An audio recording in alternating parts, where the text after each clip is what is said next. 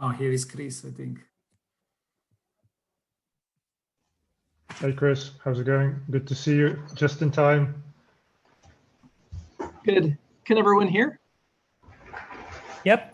Good. Yep, we can hear you. Excellent. So I guess we'll get started in about a minute.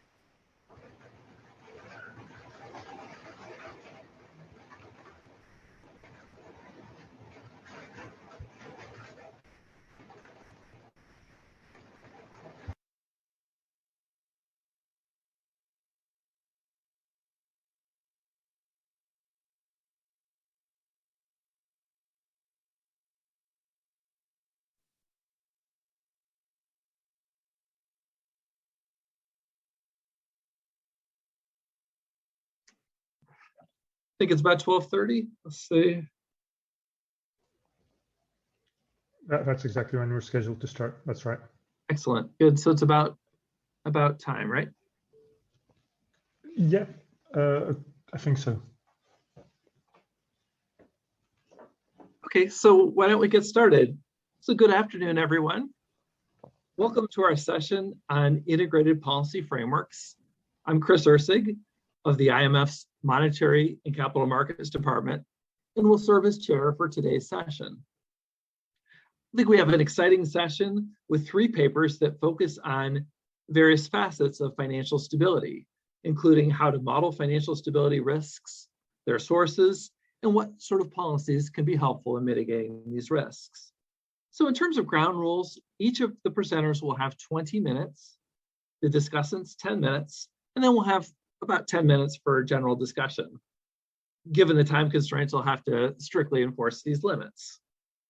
So with that, I'd like to introduce Dario Caldara, who will present our first paper on understanding growth at risk, a Markov switching approach. Dario, thanks.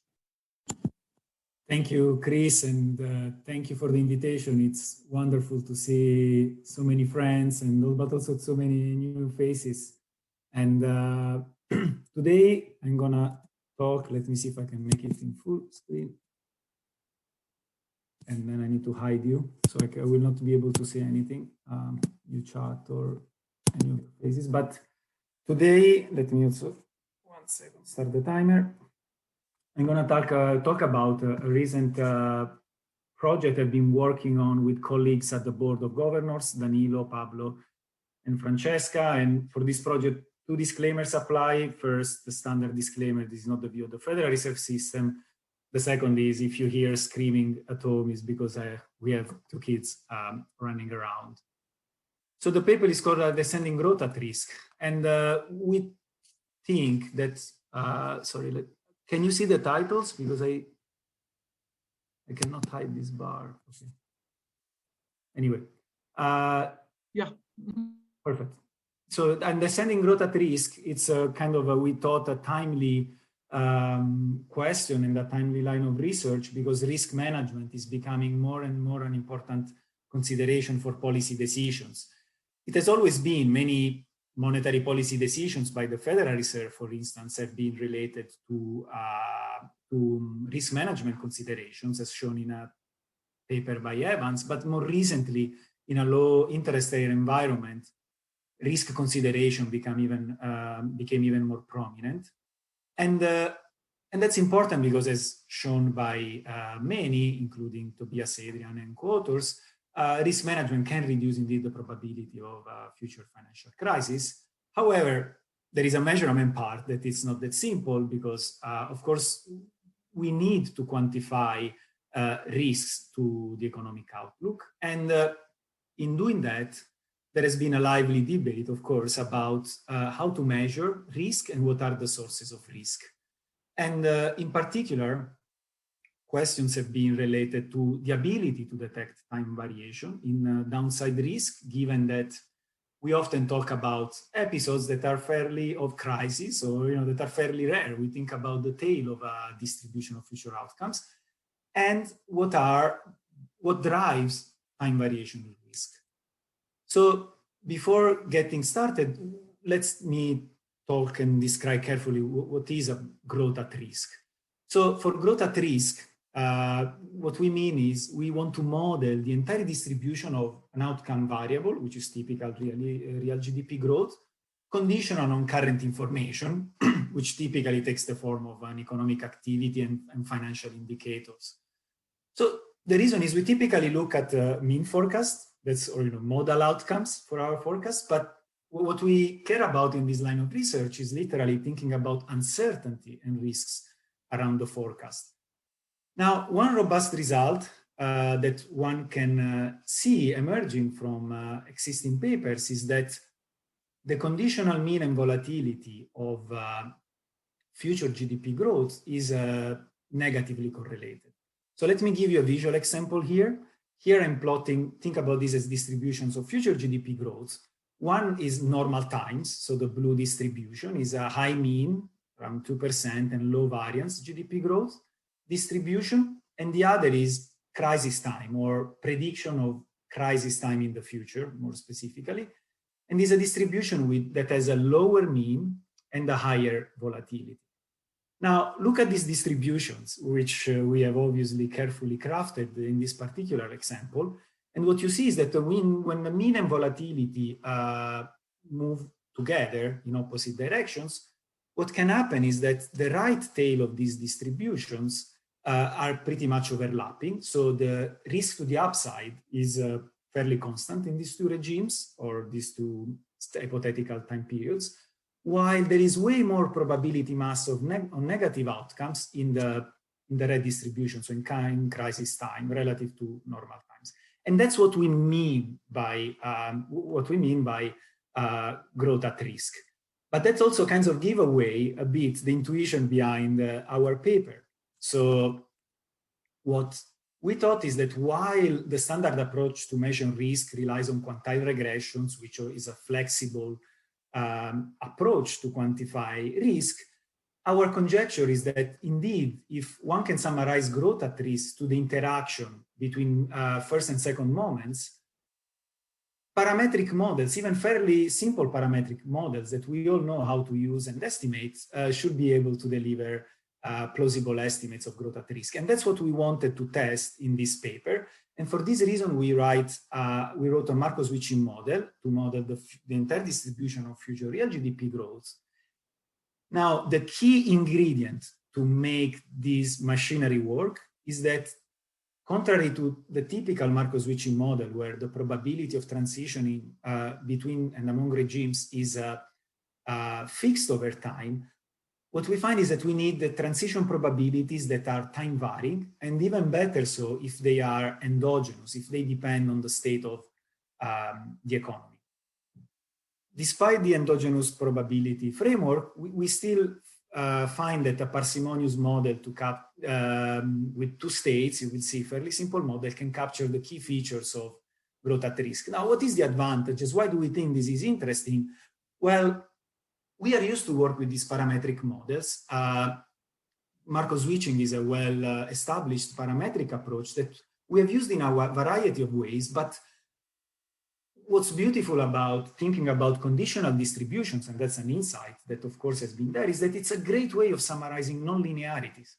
And in doing so, we think that actually thinking about conditional distributions and using these models to generate conditional distributions and look at uncertainty and risk is a fantastic way of using non-linear state-dependent parametric models like the one we wrote here. On top of that, one can also think about establishing links between this type of semi-structural models, if you want to call it that way, and nonlinear DSG models. So let me give you the paper in one figure. So this is, we picked a particular date, and here we are plotting a predictive density coming out of our model in August 2007. Why did we pick this period? This month, because it corresponds to the first interest rate cut at the onset of the global financial crisis that the Fed and the FOMC decided to make. And this is a great risk management example. The view of the committee was that growth was pretty solid going forward, or that was the expectation, and staff agreed with them. So the mean forecast of the staff at the Fed was around 2%.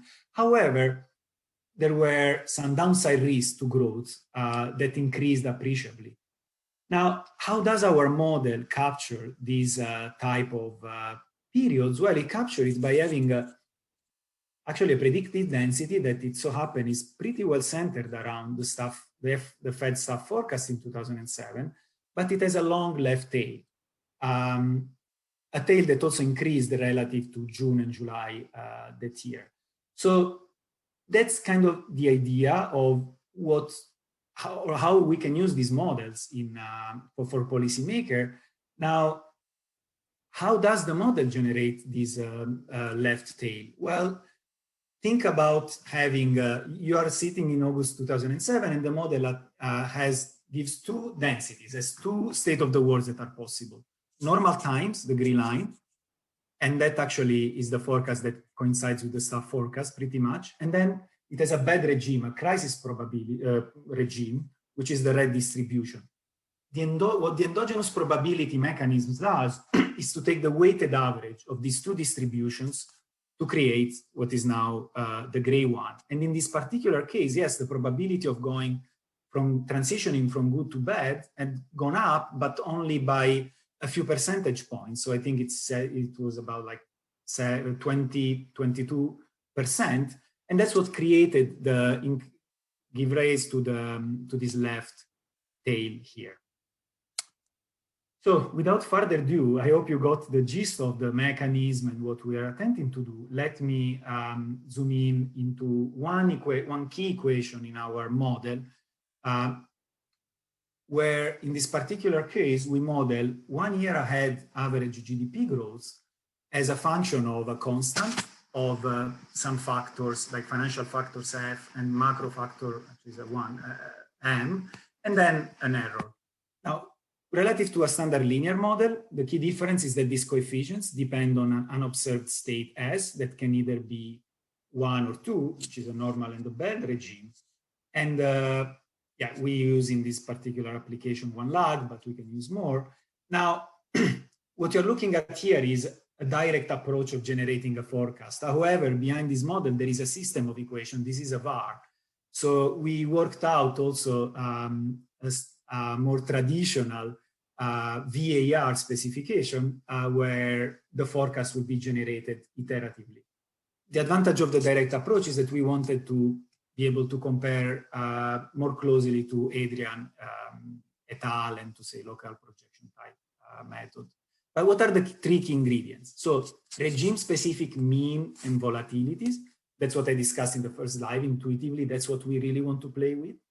But then also regime-specific sensitivity to fundamentals. That's going to be important to shift both conditional means over time and across regimes, and also to generate more or less variation in crisis and normal times.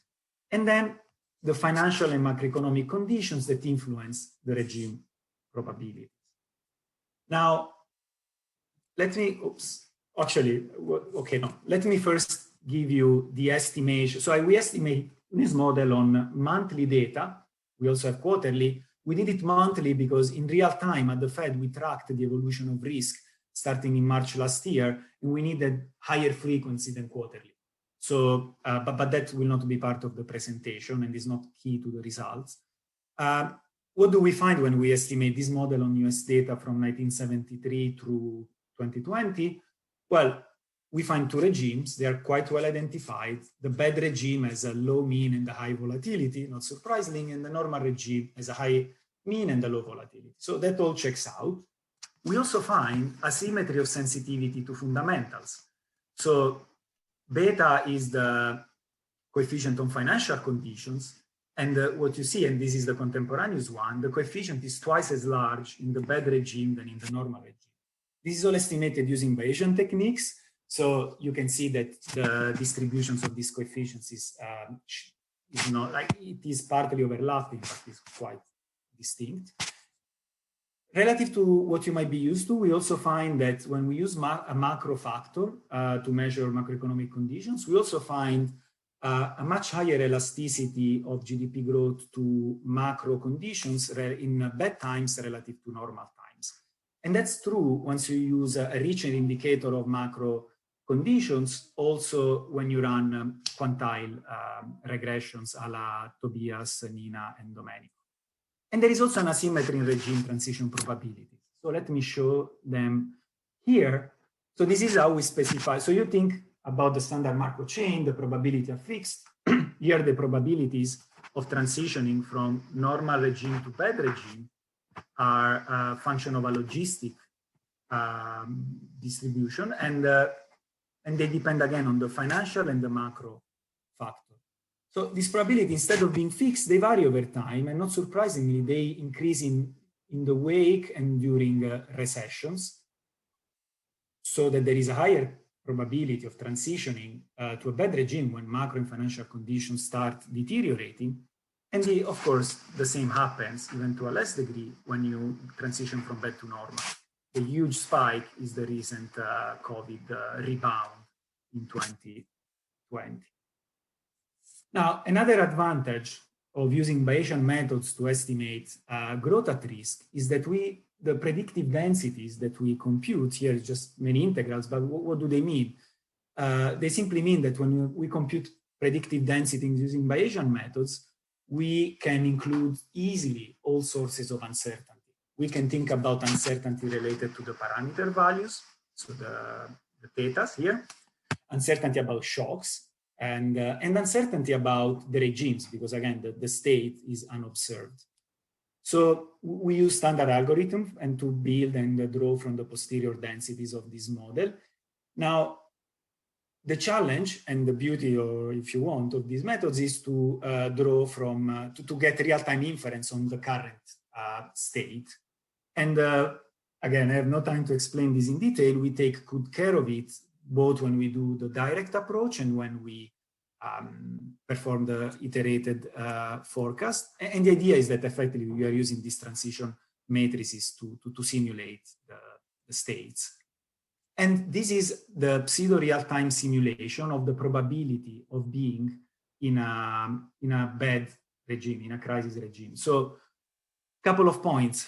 This probability varies a lot over time and is never either 0 or 1, which again means when you mesh these two distributions, you never have a state where it's either going to be good regime, you're going to be in the good regime with the probability 1 or 0. And in this is pseudo real time because we didn't re-estimate the factors. So that's the main reason. Actually, in this particular figure, we also don't have a rolling sample, but we did that. It's not making a huge difference when we start from the mid-90s.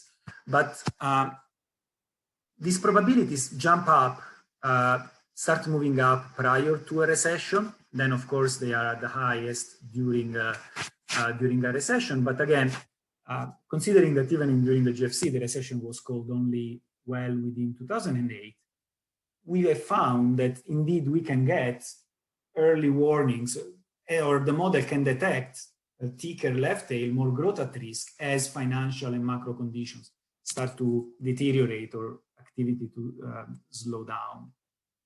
Now, this model can capture the asymmetric dynamic of conditional quantiles. So just to remember what I showed you at the beginning, these are we're plotting like the 10th, 25th, 75th, and 90th quantiles of that distributions I showed you, say in the first slide.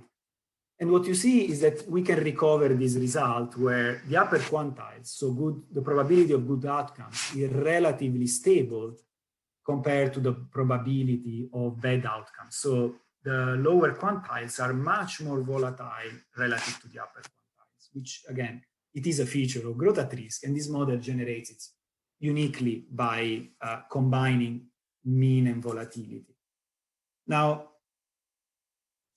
another interesting comparison for us was to look at how the estimates of this model, which is again much more parsimonious relative to well parameterized, restricted relative to a quantile regression, compared to the framework Adrian, and we were pretty happy with comparison.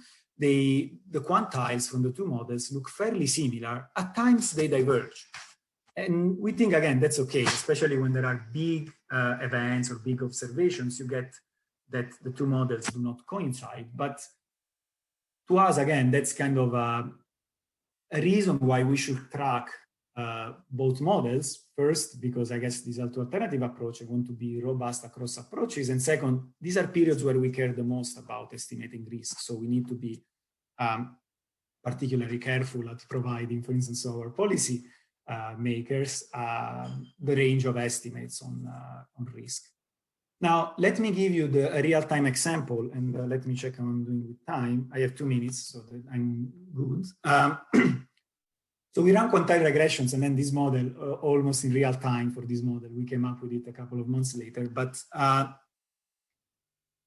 what does this model say about, or would have said during COVID? And especially we look at March, and we pick 2 dates that are related to the 2 biggest policy decisions that the Fed, the FOMC announced.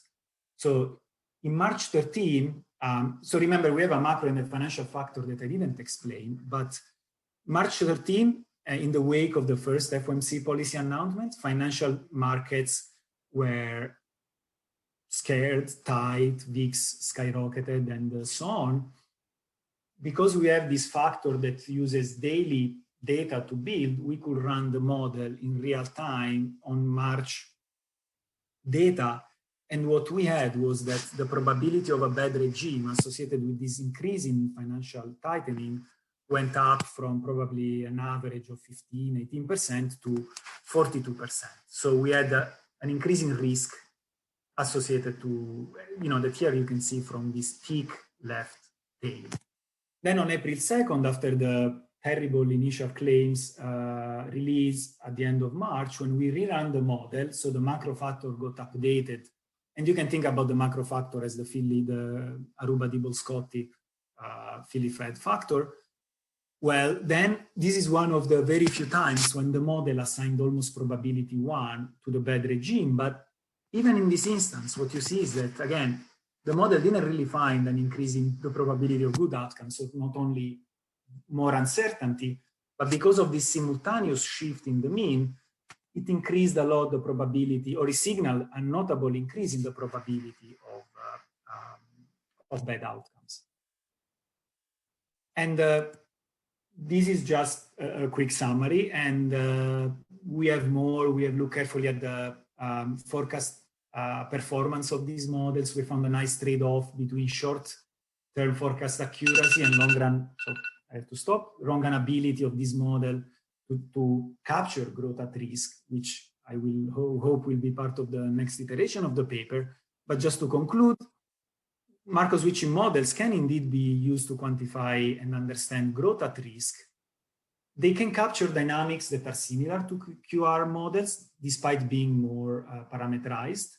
And we also found that in terms of quantitative results, that macroeconomic activity and not only financial conditions are important determinants of downside risk to the growth outlook. And I hope that in future we will see more papers using Markov switching models for applications that look at the full conditional distribution of variables of interest, and also doing like structural analysis, for instance, identifying, doing shock identification, which is not part of this paper. Thank you so much.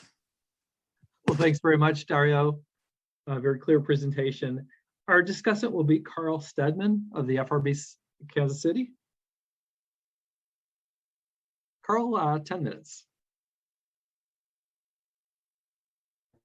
Okay, can you see my slides? Great, thank you. Okay, I'd like to take a brief moment to thank the organizers of the session for having me discuss this very nice paper. I am at the Kansas City Fed, so the usual disclaimer applies. I also want to note quickly that I have a cold, and so my energy level is not a function of my enthusiasm for this paper, but rather a function of the enthusiasm of my immune system. So the broad purpose of the paper, I think, in at least my own reading, and I think by the description of the authors, is to provide a unifying framework to understand the features of historical swings in economic activity and its volatility. And to that end, they, I think, provide an important angle on what is a quickly growing literature and a quickly growing tool in the toolbox of policymakers, and provide a structural lens through which to view growth at risk, quantifying time variation and interconnectivity of mean and volatility of expected future growth in a Markov switching model. So this is contributing to a number of important literatures, of course, contributing to the growth at risk literature, but also in adapting macro models to account for discrete financial collapses and characterizing negative business cycle asymmetry. So very briefly, the paper generates macro and financial factors with which to forecast the conditional distribution of monthly GDP growth using a dynamic factor model, and then estimates a regime switching model wherein expected future growth is a time-varying nonlinear function of the financial and macro factors, and then compares this conditional distribution of future expected GDP growth to that which is produced by a quantile regression approach similar to Adrian et al. 2019. And then finally provides concrete examples using these tools to quantify risks to the outlook under uncertainty. I find that if I try to fully characterize papers, I run out of time. So I'm just going to briefly show you 2 more slides to prove that I read the paper. So the first broad section of the paper is in describing the dynamic factor model with missing data, and then specifying a regime switching model capturing these nonlinear relationships to the macro and financial models, where transition probabilities depend on conditions, financial and macroeconomic. And then the authors compare the resulting properties of the distribution of future growth to the quantile regression approach. So with apologies for the huge wall of text, the authors find, among other things, that the financial factor exerts more influence than the macro factor in the transition from normal to bad, but that macro factors play a critical role in transitioning from bad to normal. Skip. They then, in their comparison with the predicted outcome quantiles, show that the Markov switching approach and the quantile approach generate features which track each other tightly. So now on to my suggestion for the paper. I am an avid reader of this material, but not a practitioner myself in this specific area. So all of my ideas are obviously free disposal.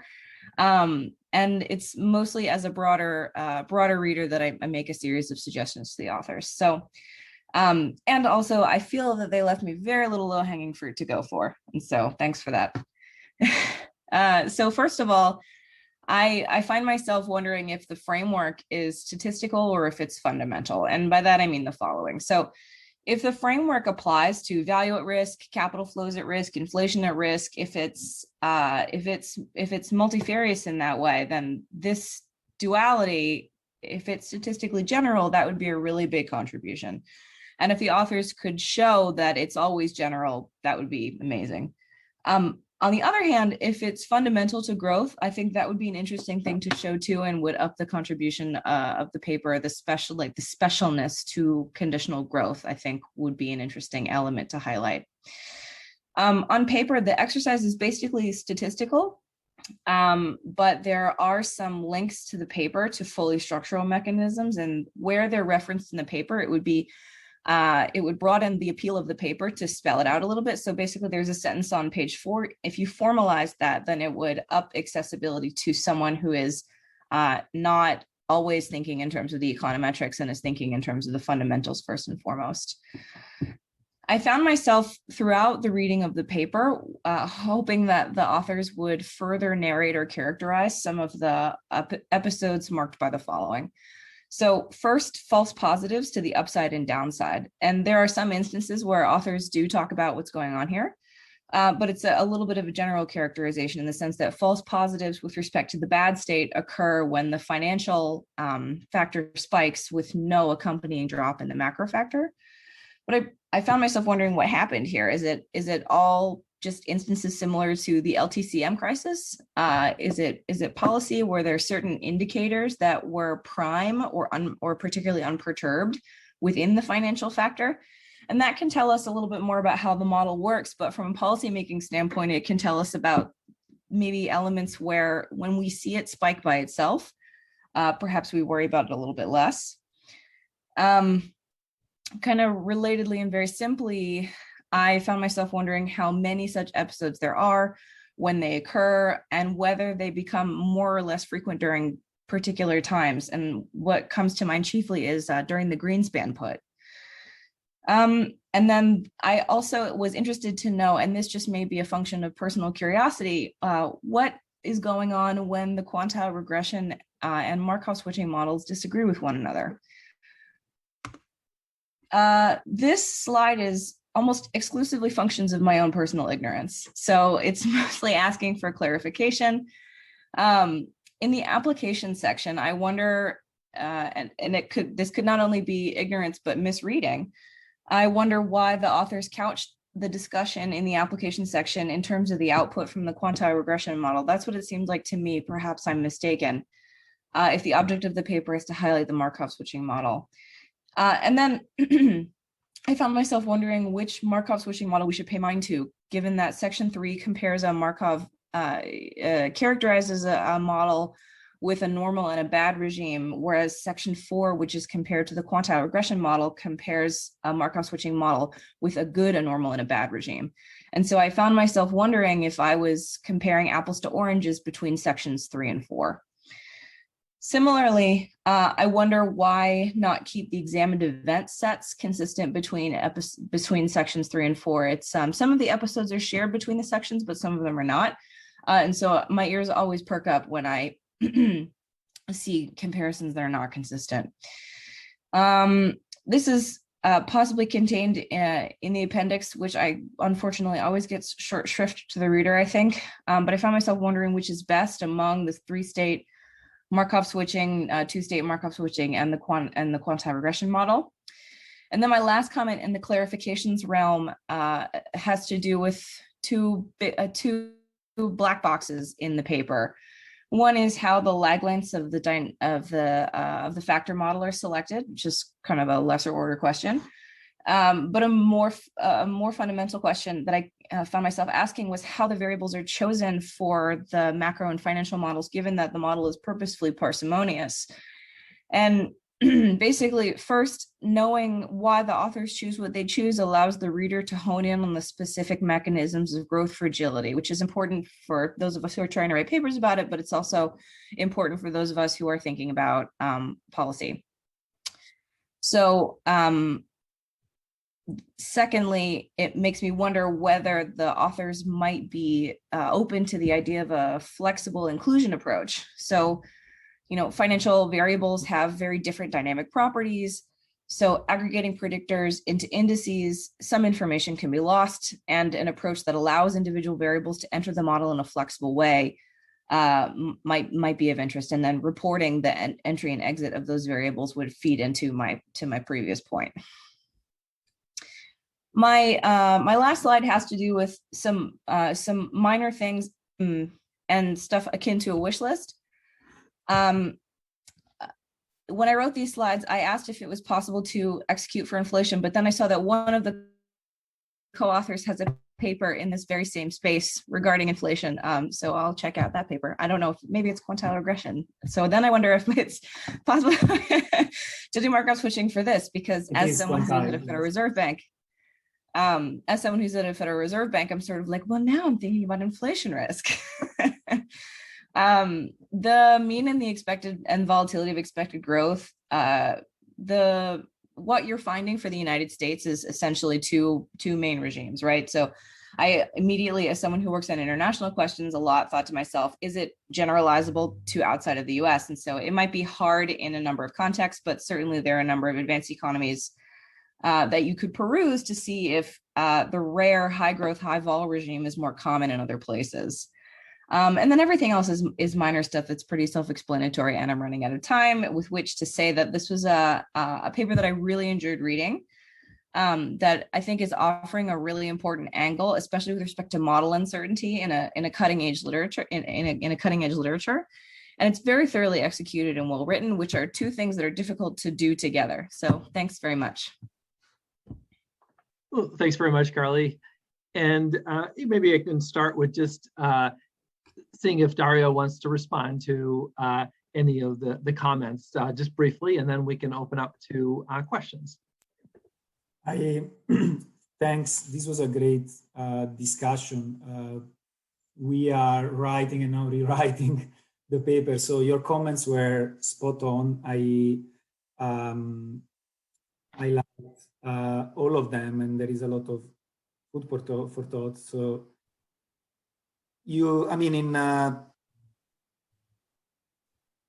I'm just looking at the list. I actually really think that, as I mentioned at the beginning, there are various applications already of Markov switching model. Now, there is very little with endogenous transition probabilities, but we have used Markov switching model to model monetary policy or fiscal policy. Then it might not be Markov switching, it's smooth transition. Oil prices, there is work on that. And we have time varying volatilities. That is something that we have estimated over and over in various real, both international and domestic. So that ingredient is there. I agree with you. It will be very interesting to look carefully about how the co-movement between mean and volatility work out. So that's absolutely very well taken. And I love the point on monetary policy and on the Greenspan put. And that's where I feel that having a parametric model can help us moving forward in understanding growth at risk. Because again, with quantile regression, I think it's fantastic framework to work out this unconditional relationship and in this very generic, flexible way. But we are used to, or when thinking about policy, for instance, I think having models can also be an approach to consider, because again, we are used, looking at Simpson's and many other great, for instance, VAR papers or DSG papers, and that's why, and that's going to be my last thing. You're absolutely right that we should spell out more the mapping between Markov switching and DSG models. One of us, Pablo, has a paper with some co-authors that looks at how a model with occasionally binding constraint under some conditions can be cast into a Markov switching VAR. So maybe we should be more carefully flagging that and possibly even thinking how to exploit that mapping. But I leave it at that. Thank you so much. Great. Well, really interesting paper and very rich discussion too. I just had one question by way of follow-up on your transition probabilities. I think it's very interesting to think about the factors that affect transition probabilities, and in particular how the financial versus macro factors are important. It relates to Karlye's discussion, and how similar it is, what your findings are to the factors that drive recession probabilities. I was quite interested in particular in predictive power, whether it's the financial factors that have more predictive power for transitions to bad states. So maybe you could just opine on that a little bit. Great question. So what we found is, I don't have a formula. First of all, recession probabilities and thinking about that, we actually, and in our sections, in our group, we had work on recession probability. So where we started was using the same or similar factors to what we use to calculate recession probabilities in a different nonlinear model and applied it here. In terms of what we, like a formal statistical quantification of whether macro or financial predict more, we didn't do it, and that's a very good recession, and that's a very good question. What we found, however, is that both matter, and one reason is because we start our sample in the early 70s. So when looking at the early recessions in the 70s and the early 80s, we found that the macro factor has definitely more ability to predict recession, and the probabilities of entering a bad state swings more with the macro factor that we use relative to the financial factor, while during the financial crisis, while they both move, I think financial is, especially timing-wise, the one that is giving the early warning. So when shortening the sample, or if we work rolling regressions, if we exclude the 70s, there will be, for instance, almost like an identification problem, and if anything, financial will dominate. Great, Dario. I don't see any hands up for questions, but I want to make sure I'm not missing anyone. Raise hand has been disabled. Q&A is where we're asking people to put questions, but I could enable raise hand if you'd like that to be the way. Actually, that might be helpful just in case. Yeah, absolutely. Miss anyone? Thanks very much. I'm happy to ask a question if there's time, Chris. Oh, please, Oliver. Hi, Dario. I was just asking, when you think about the COVID scenario at the end of your sample, right? So you've already estimated the model, and you essentially you have these two regimes for the standard deviation of your distribution, right?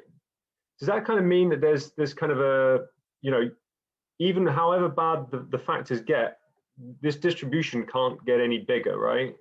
Is that kind of a limitation to the setup of the model, or?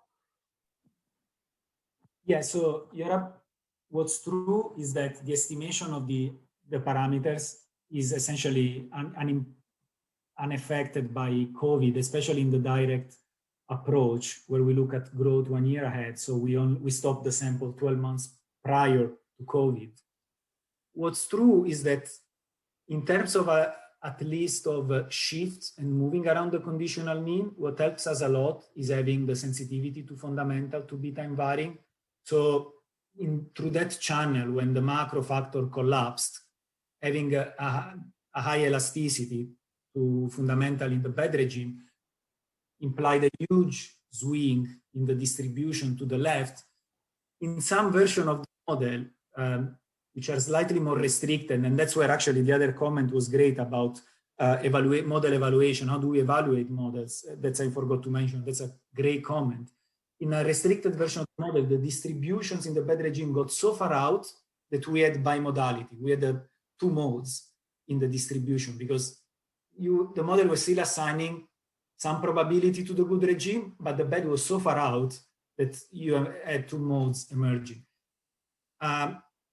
So we either have an ad hoc term to fix as some have done, like Giorgio and others, on estimating the volatility during COVID. Or that will be one constraint. The quantile could maybe react more. Then there is always the question, how much one observation is going to influence your overall estimation. So in that sense, this model is more robust by taking less signal, but it might underestimate uncertainty during extreme episodes. Thanks. Great. Well, thanks very much. A great start for us. And with that, I wanted to turn to our next presentation, which is by Martina Josova of Barnard College and Columbia University on systemic risk and monetary policy, the haircut gap channel of the lender of last resort. Martina? All right, perfect. Can you hear me and can you see my slides? Okay, I see you nodding, so that's always a good sign. Perfect. So first, I'd like to start by thanking the organizers for including our paper in the program of the conference. And today I'm going to be talking about systemic risk and monetary policy, which is a joint work with Laeven, Caterina, Mendicino, José Luis Peydro, and Dominik Supera. And given that Luke and Caterina are with the ECB, the standard disclaimer applies. So let me jump right in.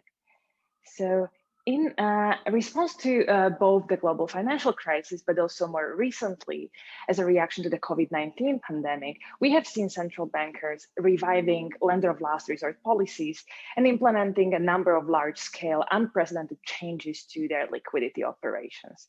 Now, when you think about lender of last resort, there has always been a very active debate about potential unintended consequences of the LOLR policy, especially thinking about the impact on moral hazard or exposing the central banks to undue credit risk.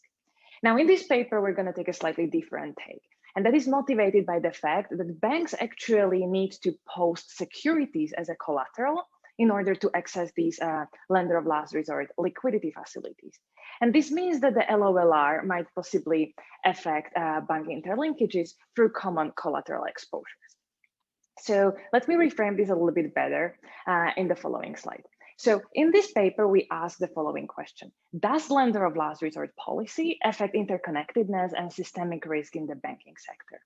And specifically for today, I'm going to use the idea of the haircut gap as a LOLR policy tool.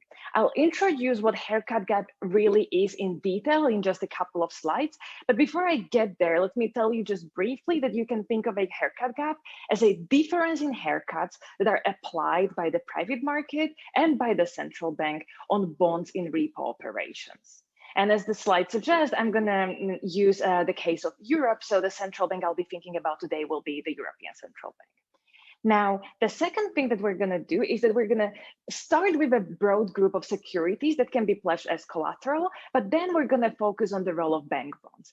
Our interest in bank bonds is essentially motivated by two reasons. One, as I'll show you in just a couple of slides, bank bonds are a very important source of collateral, especially in Europe. And second, if you look into the literature, a lot has been written on the role of sovereign bonds, and much less is known about what bank bonds actually do. Now, this is an empirical paper, and I'm going to use the very micro level data both on European Central Bank and private repo markets, which is going to allow us to track the behavior of more than 300 Eurozone banks, pledging more than 20,000 unique securities. And we're going to investigate especially the period in Europe during the sovereign debt crisis, where arguably lender of last resort played a very important role. Now, in the paper, we do a lot of things, and I will not attempt to talk about everything within my 20 minutes.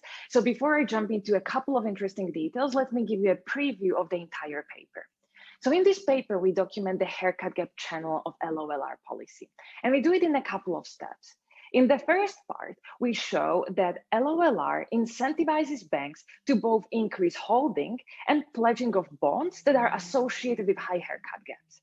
Now, there are two important things here. One is that we show that this effect is really concentrated only across banks, meaning we see that only banks, meaning institutions that have access to LOLR facilities, are loading up on these high haircut gap bonds. And we don't find such behavior in case of other intermediaries, such as mutual funds or pension funds that don't have access to LOLR facilities. Second, if you go deeper into the type of heterogeneities, what type of bonds are actually banks loading up on, you'll find that this interconnectedness is the strongest in terms of bank bonds, and especially issued by other interconnected banks. This brings me to the focus on bank bonds, and specifically to the discussion about the systemic risk. So as a second part of the paper, we show that lender of last resort contributes to the buildup of the systemic risk. And specifically in the paper, we aim to uncover different flavors of the systemic risk that are actually taking place. And we find the following things. First, we observe that there's an increase of interconnectedness across similar banks as opposed to different banks. Secondly, we find a higher pledging of bonds that are issued by systemically important banks. And finally, we observe something that we call in the paper a direct debt cross-holding. Let me explain you what that means. So that means, imagine that Chris and I are the banks, and what this means is that following an LOLR policy, he's going to issue new bonds, I'm going to issue new bonds, we're going to swap them, I'm going to buy Chris's bonds, he's going to buy mine, and we're both going to pledge them with the central bank. So this is another previously undocumented version of the linkages that we find in the paper. Now, the final thing that we discuss in the paper, and I will unfortunately not have too much time to show you today, is that in addition to all of these demand effects, we also look into the supply of this collateral. In other words, we show that lender of last resort also stimulates the issuance of new bank debt that is associated with the high haircut gap. All right, I'm not going to talk about literature today, and let me dive directly to the paper. So first, I'm going to give you an overview of our data and the most important institutional framework. And then I'm mostly going to talk today about the analysis that we have performed using the full sample of securities and banks that we have access to.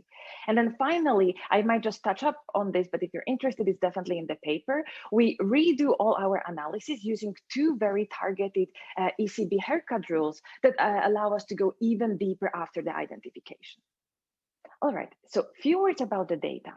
In this paper, we build a granular micro-level data set that allows us to really have a detailed picture into both central bank and private market repo markets.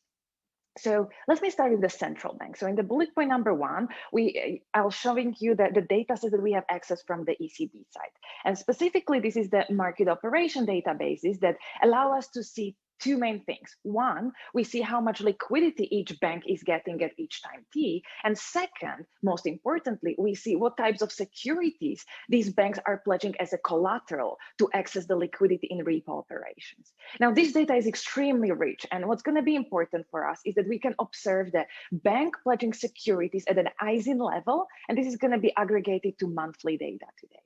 Now, there is a lot of variables here we have access to. What I want to highlight most importantly for us is that on each ISIN, we see what is the haircut that the central bank is charging on these securities in repo operations.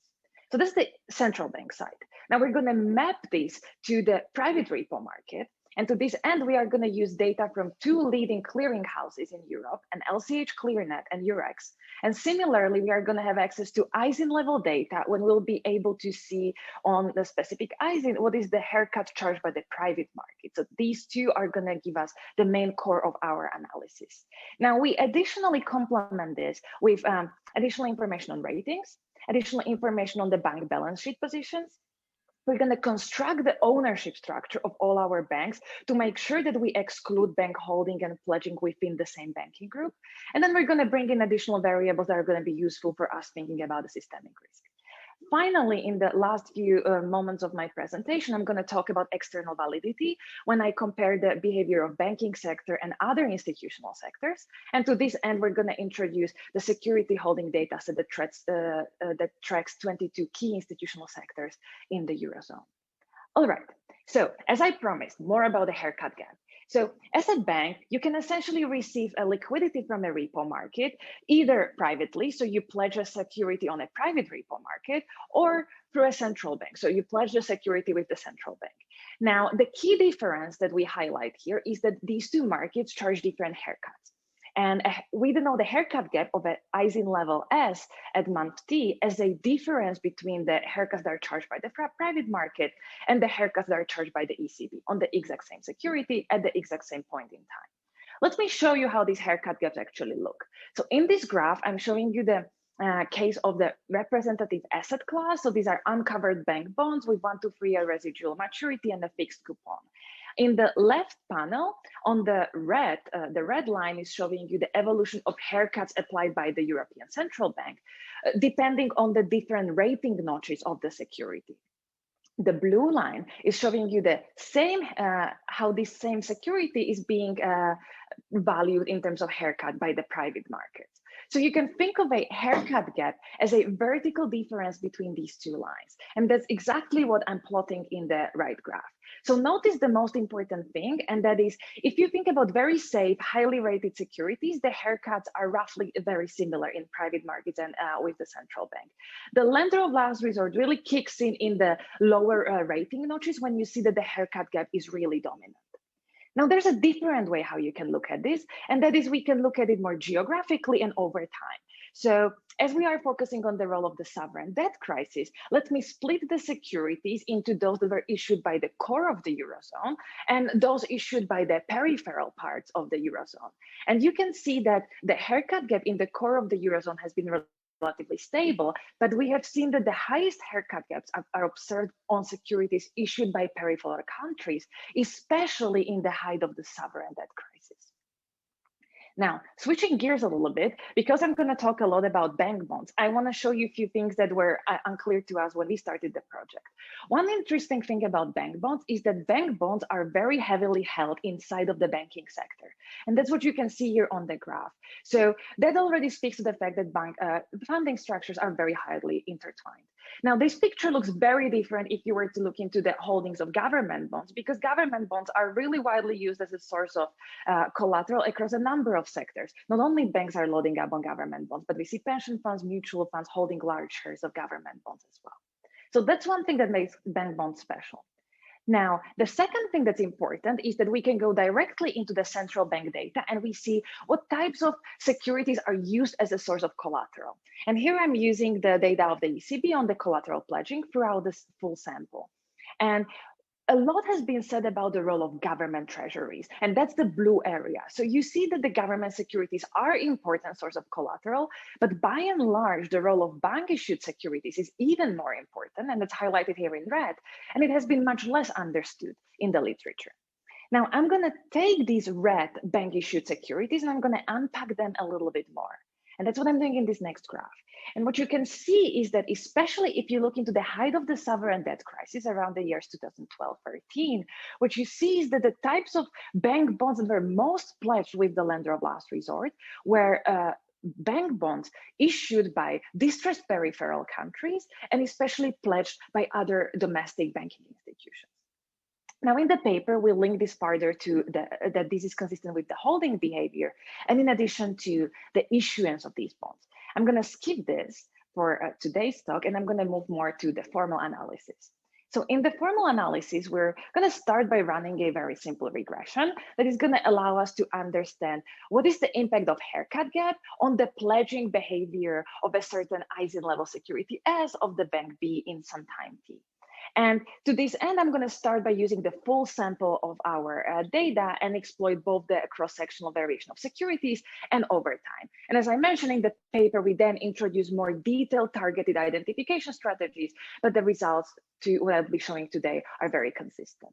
Now, in addition to the average effect of haircut gap on bank pledging behavior, I'll be also after a various heterogeneous responses. So we'll be comparing whether the pledging of bank bonds is different than government bonds, for example, or domestic versus foreign, et cetera, et cetera. Now, to get an identification, I will saturate this regression with some fixed effects. Specifically, I'm going to control for the time variation, for the permanent bank characteristics of the pledging institution with the bank fixed effects. We're going to control for security fixed effects to control for things like issuer, coupon payments, existence of guarantees. We're going to control for the rating fixed effects. So that's going to allow us to control in a time varying way for the change in riskiness of the pledge asset. And then additionally, we're going to introduce additional actual controls, such as the residual maturity of the security and price and so on. Now, today we'll use the full sample, as I mentioned, and the full sample means that we're going to start in January 2009, and we're going to use the data until March 2015. The reason we stop in March 15 is that that's the time when ECB announces quantitative easing, and given that, you know, the role of collateral might be also potentially confounded in the QE analysis, we want to stay away from that, so we're going to keep the sample clean. Okay, so the first thing, are bank bonds special?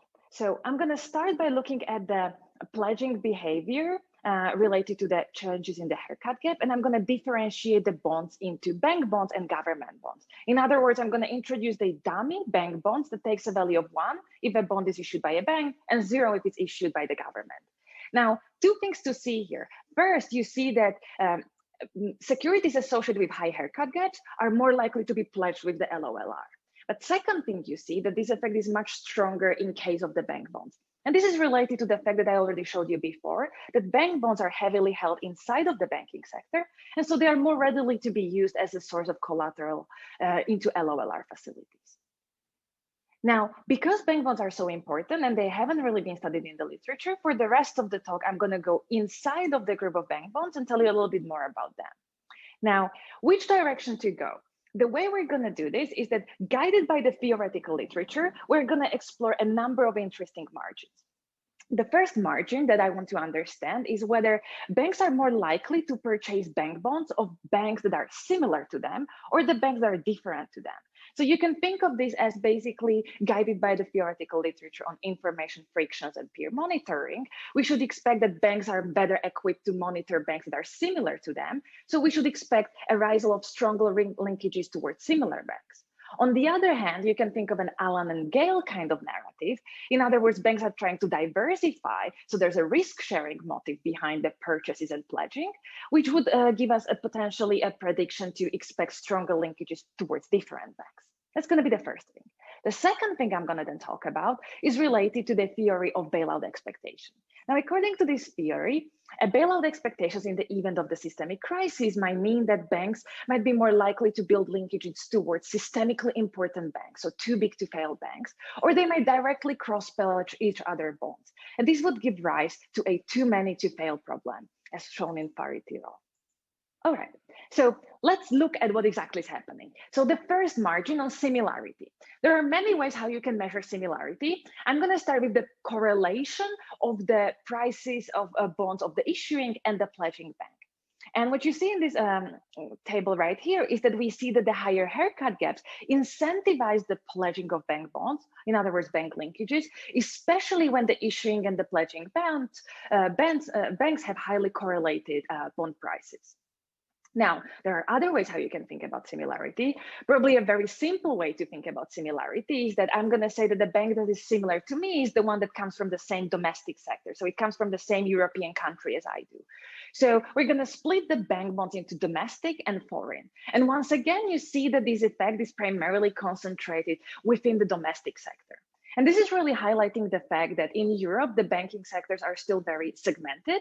And you can argue that banks are better equipped to monitor peers that are coming from the same market, which means that following an increase in the haircut gap, the banks are not really loading up on any high haircut gap bonds, but they're more likely to load up on those that are coming from the same domestic sector.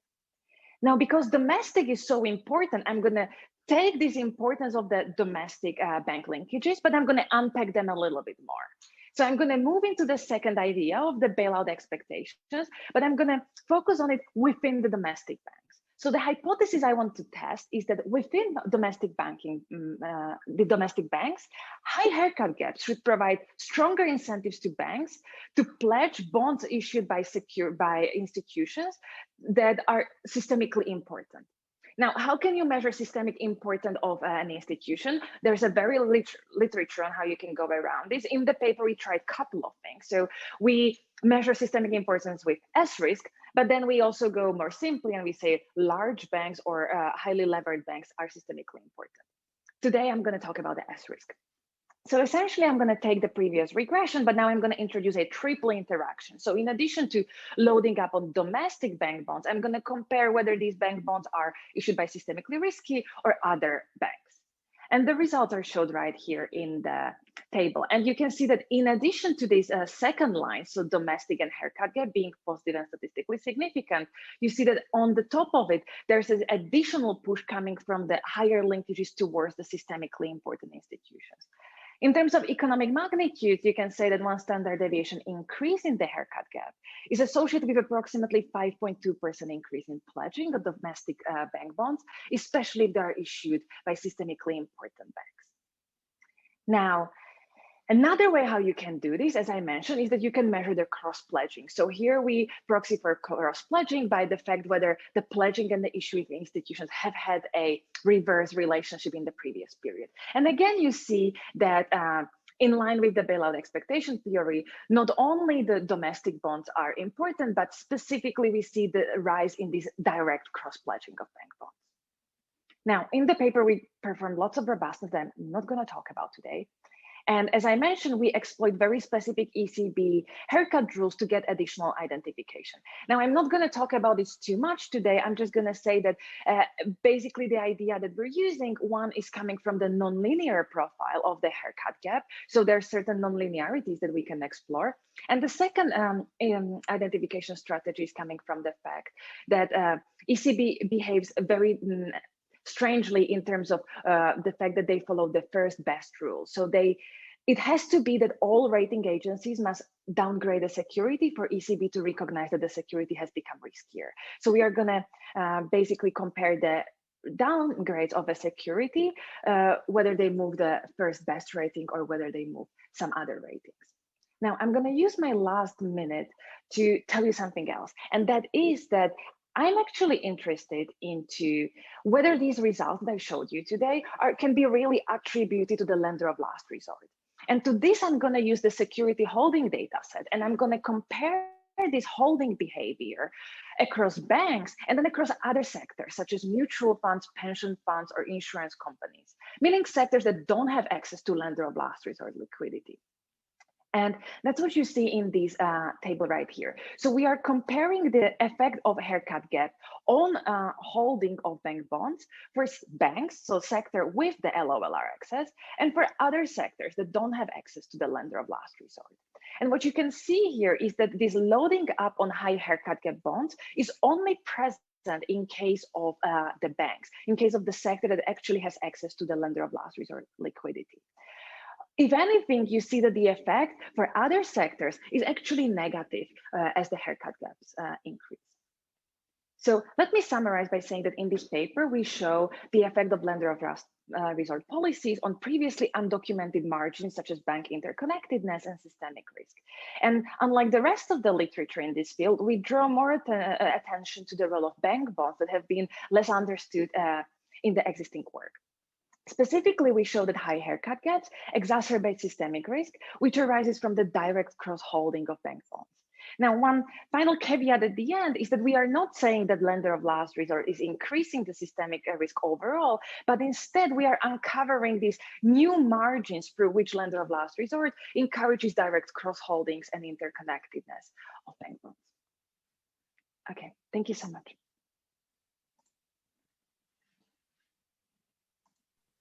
Well, thanks very much, Martina. Very interesting presentation. Juan Pablo will be our discussant. Juan? Okay, can you hear me? Yes. Okay. First of all, thank you for the invitation to comment on this paper. I have to say that I know my expertise is not in this part of the. Besides, I the only one using sweater because I'm in the south in right now in Chile, so where it's winter. So I see that all the rest have a warm weather. So let me try to go.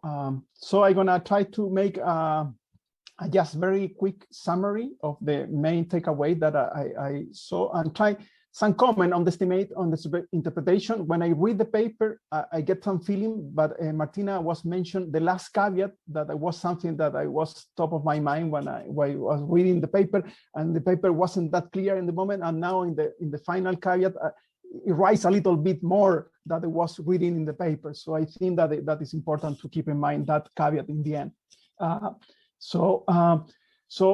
Let me say that, using a really granular data from the Eurozone, this work showed the evidence how this last of resort operation during that period affect the interconnected and systemic risks in the banking sector. And the key variable that they find, they use is this haircut gap, this difference between, and they create several, they have several interactions to explain how this effect of the haircut on the value pledge of collateral is stronger. It's important because all the regression is regarding the interactions, several interactions with when the bank bonds are there vis-a-vis government bonds, higher correlation in bond price of the pledge and issue banks, so that the idea of similarity, or when the bank bond are issued in pledge in the periphery of the Eurozone,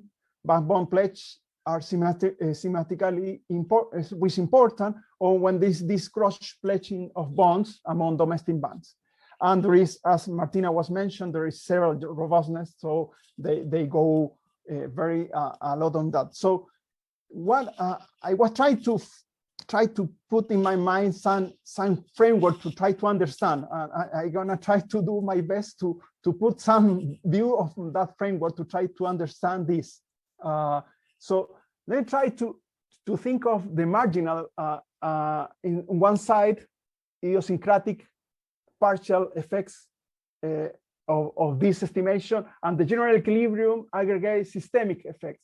So in the end, you have some liquidity risks. The banks have some decision of asset and liquidity holding. They hold some liquidity risks, other type of risks for some moment, and they translate when you sum up everything in the aggregate of the Eurozone. You come with some view of what are the liquidity risks in the systemic of the system as a whole in the aggregate level, or other type of risks, and that in general equilibrium supposedly affect the price of the different type of risks, and that have in general equilibrium have that loop effect on changing the effect. So the lender of last resort have an here the focus is have this idiosyncratic marginal effect, but to see the overall picture that it was kind of what that for me was missing in the way that was described in the introduction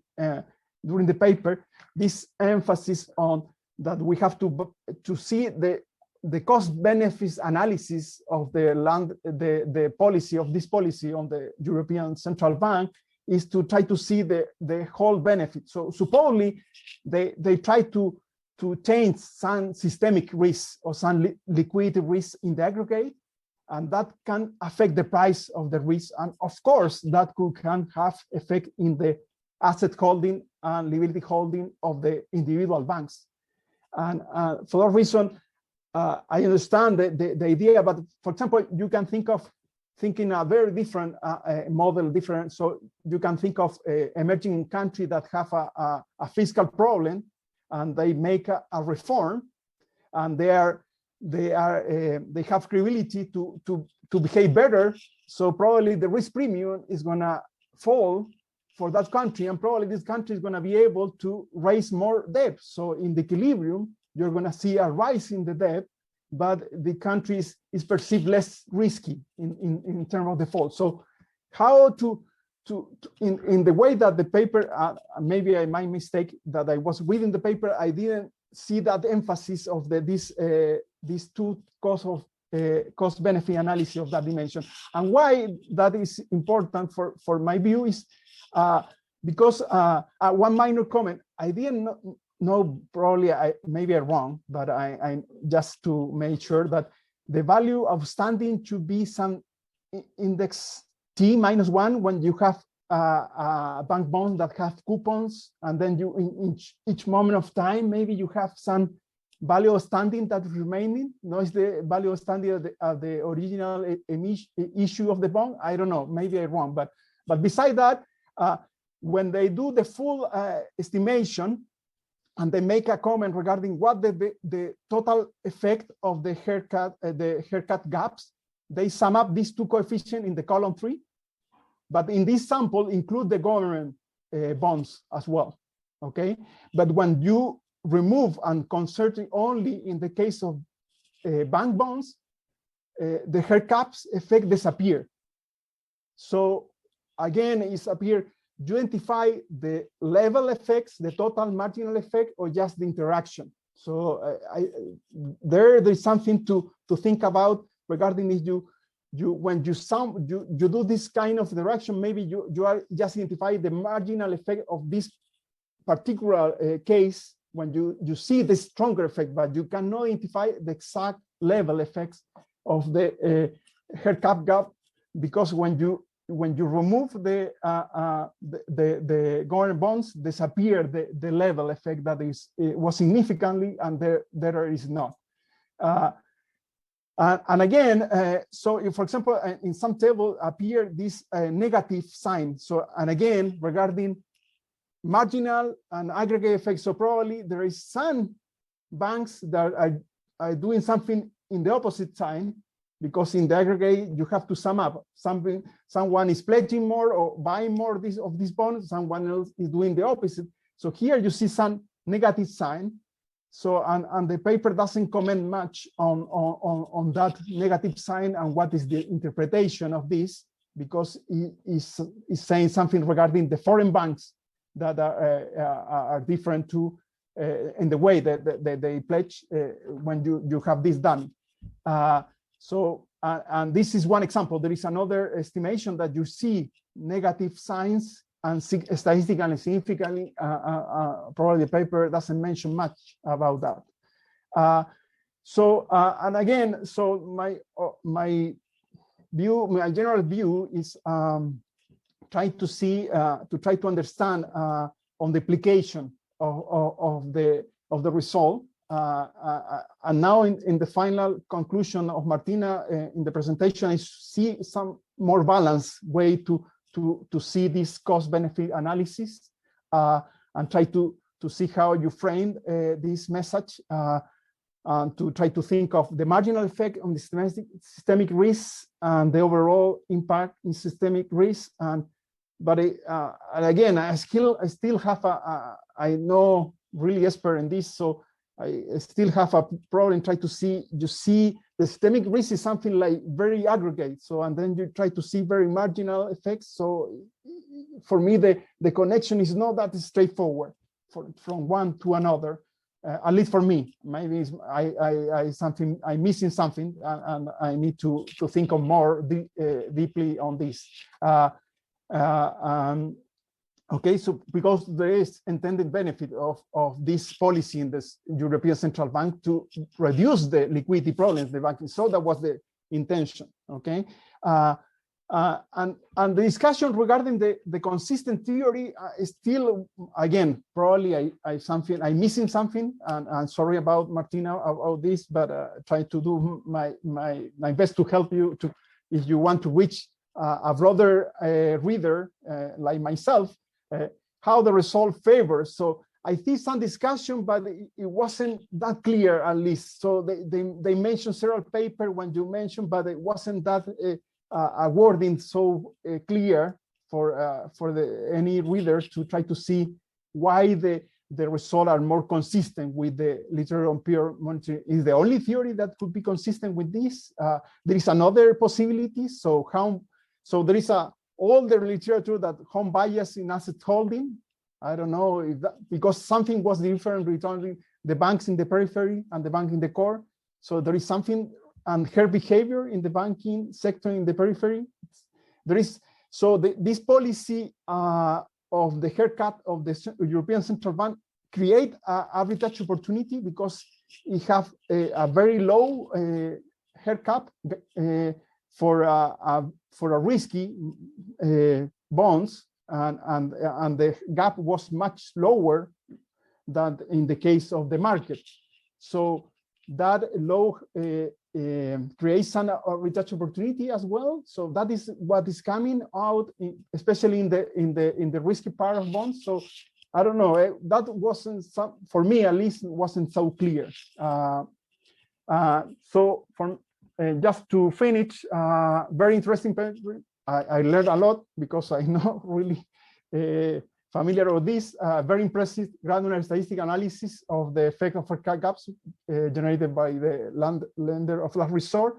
And they provide evidence of the sunk costs of this in terms of systemic risk. I don't know if systemic or some risks that you can put. And for me, what I try to emphasize, probably the paper will benefit to clarify a little more about some interpretation of result from individual banks to aggregate systemic effects, the identification of marginal interactive vis-a-vis overall effects, and more discussion regarding the consistent theory with the result. Thank you very much. Thanks very much, Juan Pablo. So I don't know if Martina just wants to take a minute to respond, and then hopefully we'll have a couple of minutes for questions. Sounds great. So first of all, thank you so much, Juan Pablo, for your discussion. This has been very helpful. And yeah, the paper is still on our desk, so I think this is very well taken. Let me just answer a few comments on your discussion. I completely agree with your cost-benefit analysis, and that it's important to think about it like with a couple of other flavors. So the LOLR is essentially one of my main research pipelines. I have additional paper that looks into a positive real market, real economy effects of the lender of last resort. We have other work that looks into like different flavors of the lender of last resort. So this is a very ambitious field. So we thought with this paper would go after one specific margin that has not been so well understood, and that is the implication for the systemic risk. Now, one thing that we do in this paper, and that's related to your comment, is the impact on the issuances. So you can think of what the lender of last resort is doing essentially is that it's increasing demand for the securities of bank bonds issued somewhere in the periphery. And so you can also, like on the flip side, think about this result as, you know, a potential revival of the bond markets in the parts of Europe that actually has problems reviving bonds by making these bonds, you know, more attractive because they are eligible with the central bank with, you know, relatively interesting pricing. But so that's one thing. On the way how we measure things, so you're right. So our denominator is time invariant, value outstanding, and this is the value outstanding at the issuance. So this is simply how much of this bond was issued. The reason why we focus on these shares rather than some other way is that we have, first of all, we have tried other ways and the results are consistent, but the reason why we use this as a baseline is that this allows us to compare, say, a bond issued by a large European bank like UniCredit, which is really prevalent, compared to a smaller group of bank bonds issued by a different bank. So by usually using the share, we are seeing how much of the total value outstanding of a certain security S is actually parked with the central last resort. So what is the intensive margin, the utilization with the lender of last resort? As I said, we have tried this just with log values and the results go through that way as well. Now, I completely agree with your discussion that we should be more careful about what we're actually saying in the paper. So really the point of this paper is to document these margins. So in the absence of counterfactual, we can't really say whether a lender of last resort does or does not increase the systemic risk on aggregate.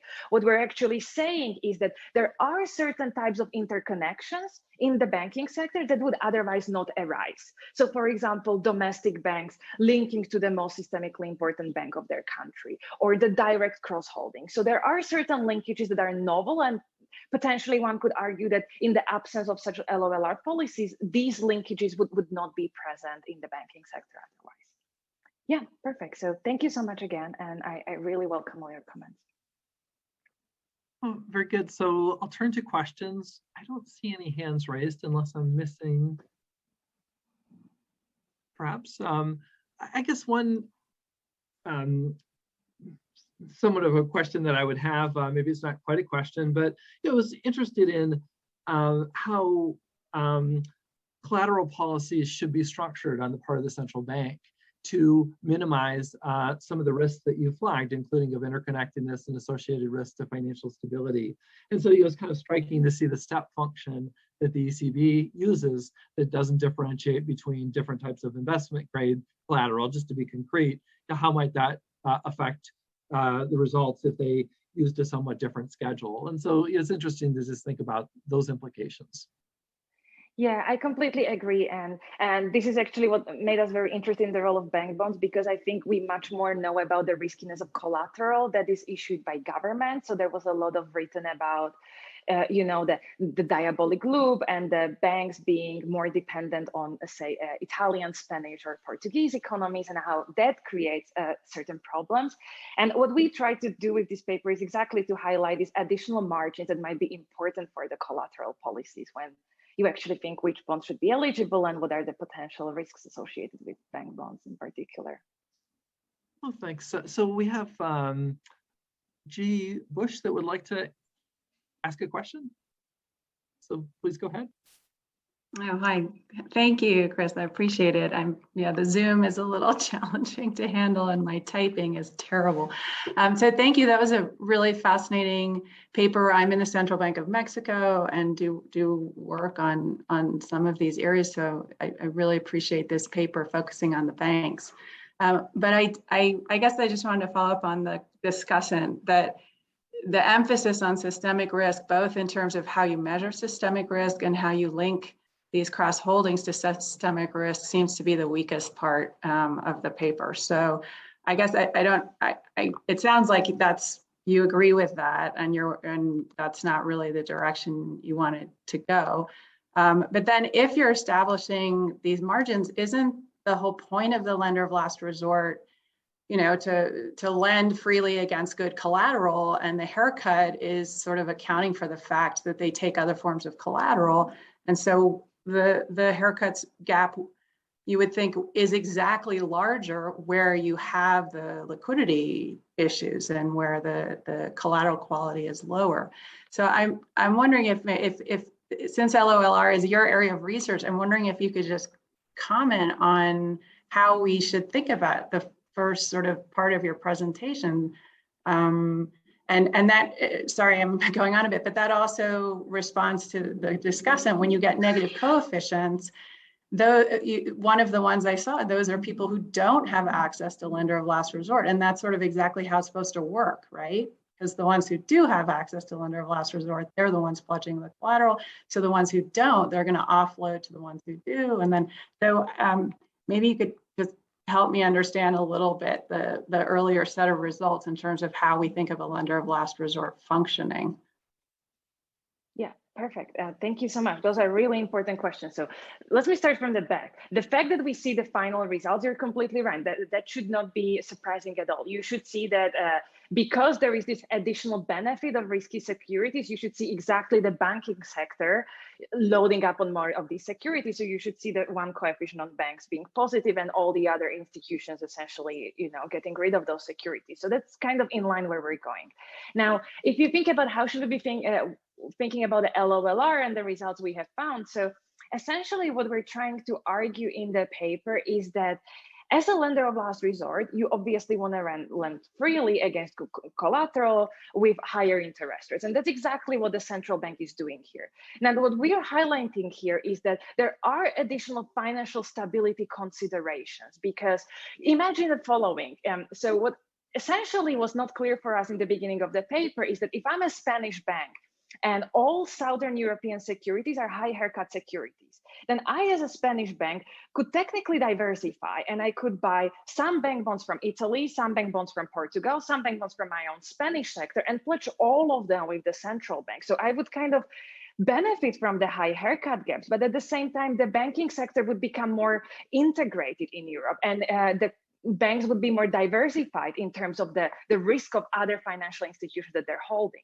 Now, what we're showing is that that's actually not happening. I, as a Spanish bank, I'm not buying Italian or Portuguese bank. I'm only buying primarily Spanish bank. And within all the Spanish banking institutions, I and all other Spanish banks are buying only the bank or primarily the bank bonds of the largest Spanish bank, which is, first of all, increasing the segmentation of European banking sector, which I would argue is not what ECB would like to see. And the second thing is, within these segmentations, you see that these connections are becoming really stronger along margins that probably, were unclear to a central banker who designed such policy. So our idea here is to kind of highlight these linkages that maybe might not have been obvious on the first hand, because you would just see that, yes, everybody should just buy, securities associated with high haircut gaps. But the interesting thing is that that's not exactly what's going on, that these, linkages are a little bit more nuanced and are really important, especially if you think about how you should conduct financial stability and other policies done by the central banks. Well, thanks very much. Again, very interesting presentation and discussion. And so now we'll move on to our last session, which will be on a quantitative model for the integrated policy framework. My colleague, Pablo will present that, and Oliver de Groot will discuss. Okay, excellent. Thank you, Chris, for the introduction. I hope everybody can see the slides well. So thank you all for staying to the last paper of this presentation, which will focus on we call the quantitative model for the integrated policy framework, or IPF in short, in fund parlance. So this is joint work with Tobias, Chris, Martin, Jesper, and Jianping, all of whom are my colleagues, as well as bosses in the Funds Monitoring and Capital Markets Department. So because we're at the funds, the standard institutional disclaimer here at the bottom certainly applies. So let me try to tell you a bit about what motivated us to do the work. Why start working on a new analytical approach to help fund member countries respond to fluctuations in international capital flows? Or, that's what we call the IPF. So one thing was that it was hard to ignore that many emerging market economies have relied on foreign exchange intervention and capital flow management measures, FXI and CFMs. In some cases, this was despite moving to inflation targeting frameworks, and it contrasted with their advanced economy counterparts, I should say. So it thus became clear that we needed to understand the reason for the enduring popularity of these tools in certain countries.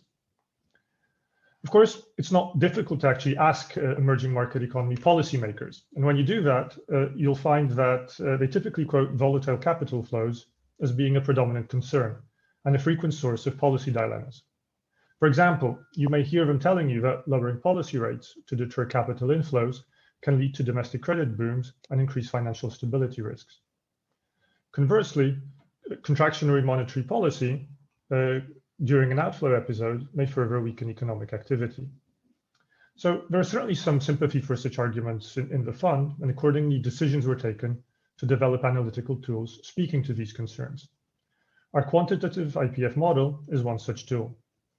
And when you have built that model, built the tool, you can then use it to analyze the pros and cons of various policy mixes. And that's actually, in a nutshell, is what my presentation and our paper is about.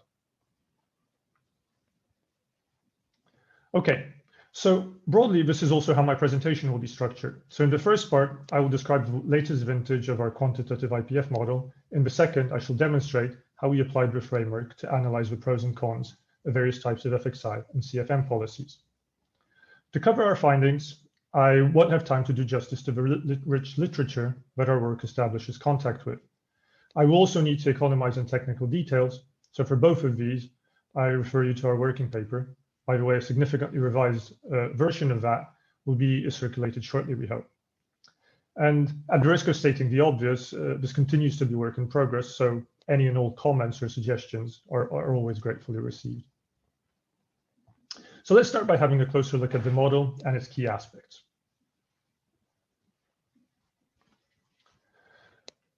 Long story short, the quantitative IPF is an open economy Keynesian framework. And as you'll see, most of the features we added were aimed at increasing the model's ability to capture key characteristics of emerging market economy data. So we account for nominal rigidities in prices and wages, and we also posit that some agents form inflation expectations adaptively. In addition, financial markets are assumed to be incomplete. This means that we explicitly account for a number of occasionally borrowing constraints, including the effective lower bound on interest rates, as well as a domestic borrowing constraint, which will end up giving rise to sudden stops. Finally, the quantitative IPF allows us to easily account for spillovers, though actually in my presentation today, I will only have time to focus on the limiting small open economy case. So let's start by having a quick look at the key agents in our model, and let's begin with households. Now, many, if not most, of the ingredients we use are completely standard, so I don't want to spend any time discussing them. Instead, what I'll try to do is draw your attention only to consequential deviations from standard assumptions, which I've kind of italicized on this and subsequent slides.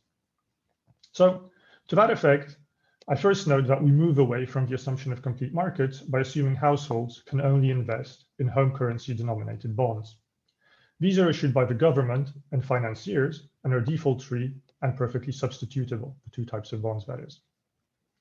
Second, we also allow for the possibility of wage inertia by allowing non-optimized wages to be indexed to past CPI inflation, exchange rate changes, as well as steady state CPI inflation. This will be instrumental in accounting for less well-anchored inflation expectations in emerging market economies. On the supply side, we have two types of firms in the model. Perfectly competitive final good producing firms aggregate individual varieties in line with Kimball, which nests the standard assumption of Dixit and Stiglitz. In effect, this allows the model to generate asymmetric inflation IRFs, which we consider a nice-to-have feature. Now, monopolistically competitive intermediate good-producing firms are the second source of nominal rigidities in our model. These set prices in a Calvo fashion separately for the domestic and foreign markets. Our baseline assumption is that of LCP, or local currency pricing. Now, the intermediate goods producing sector is also a source of price inertia, as firms that do not reoptimize index their price to past PPI and export price inflation. Which brings me to monetary and fiscal policy, or the government broadly defined. So monetary policy makers are assumed to follow a standard Taylor rule, where in some exercises, and we'll flag it clearly, this will be assumed to include credit spreads as well. In addition, we explicitly allow the central bank to intervene in foreign exchange markets. These interventions are sterilized, meaning that any purchases of foreign currency are financed by issuing domestic currency denominated liabilities, sterilization bonds for short. Now, as many central banks have found out, foreign exchange interventions can actually be costly. Accordingly, we assume that the government is ultimately on the hook for the carry cost of reserves, as well as any revaluation losses on the central bank's FX position. The government finances any such costs via distortionary taxes on private consumption and labor. And of course, the government also proceeds from imposing capital flow measures, which we shall model as a tax or subsidy on FX market activity. Which brings me to perhaps somewhat less familiar territory, i.e. the workings of our incomplete financial and foreign exchange markets. On the FX side, we assume, in line with the work of Gabay and Maggiore, the existence of financiers who specialize in intermediating cross-border FX conversion. They do so by taking symmetric and equal-sized positions in home and foreign bonds, seeking to maximize profit. Now, the issue or the friction here is that they can potentially divert the fraction gamma of the intermediated funds. That's this thing here. And that will be a key source of inefficiency, and it will limit these guys' ability to kind of, it will put limits on their arbitrage-like activity. Now, while in the most general case, gamma is allowed to vary over time, in today's simulations, we shall fix it and refer to it as a measure of FX market depth or liquidity. In essence, the greater gamma is, the more can be diverted by financiers, and the less they end up intermediating in equilibrium. Banks don't really do a great deal in our model, so the graphical analogy here in the top right corner is probably not far off. As a standard, they intermediate domestic currency funds from financiers to households. What stops them from being a veil is a domestic credit constraint, which, if it ends up being hit, can result in a sudden stop episode. Okay, finally, and again in line with the work of Gabay and Maggiore, we assume the existence of a somewhat mysterious group of portfolio investors. Now, these investors take positions in home currency denominated bonds, which they finance by issuing foreign currency denominated bonds of the same value. And in essence, that's a trick to have fluctuate, because in this way, fluctuations in their demand for domestic currency denominated assets can proxy for swings in global risk appetite. So we can bring all of these elements together. And in most of our exercises, we shall assume that capital flows from abroad in the direction of the domestic households, kind of indicated by the arrow direction here. Importantly, all foreign exchange transactions have to be intermediated by financiers, these guys here, who are thus an essential component of the financial architecture. As you can see, financiers not only serve as banks, who then serve as households, but also portfolio investors, and the central bank whenever it engages in FX interventions. As can be seen in the FX market clearing condition here at the bottom of the screen, which BF, the amount of funds intermediated, has to equal the demand from households, B, as well as portfolio investors, BP, and the central banks, BM. One crucial aspect of the model is whether the financial intermediaries are owned by home or foreign households. It ends up being important because it effectively determines the degree of FX mismatch in the home economy. To illustrate it, I have written here the domestic economy's net foreign asset accumulation equation, where the ownership shares are denoted using omegas. Okay.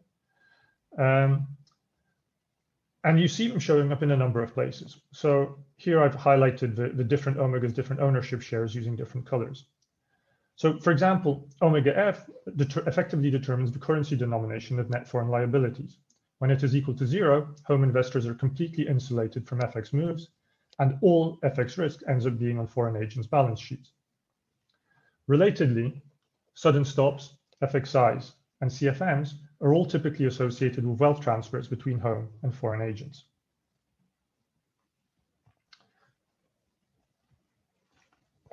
We can also combine the expressions for the UIP premium due to the financier's agency friction with the equation for the private borrowing spread due to the occasionally binding collateral constraint faced by banks.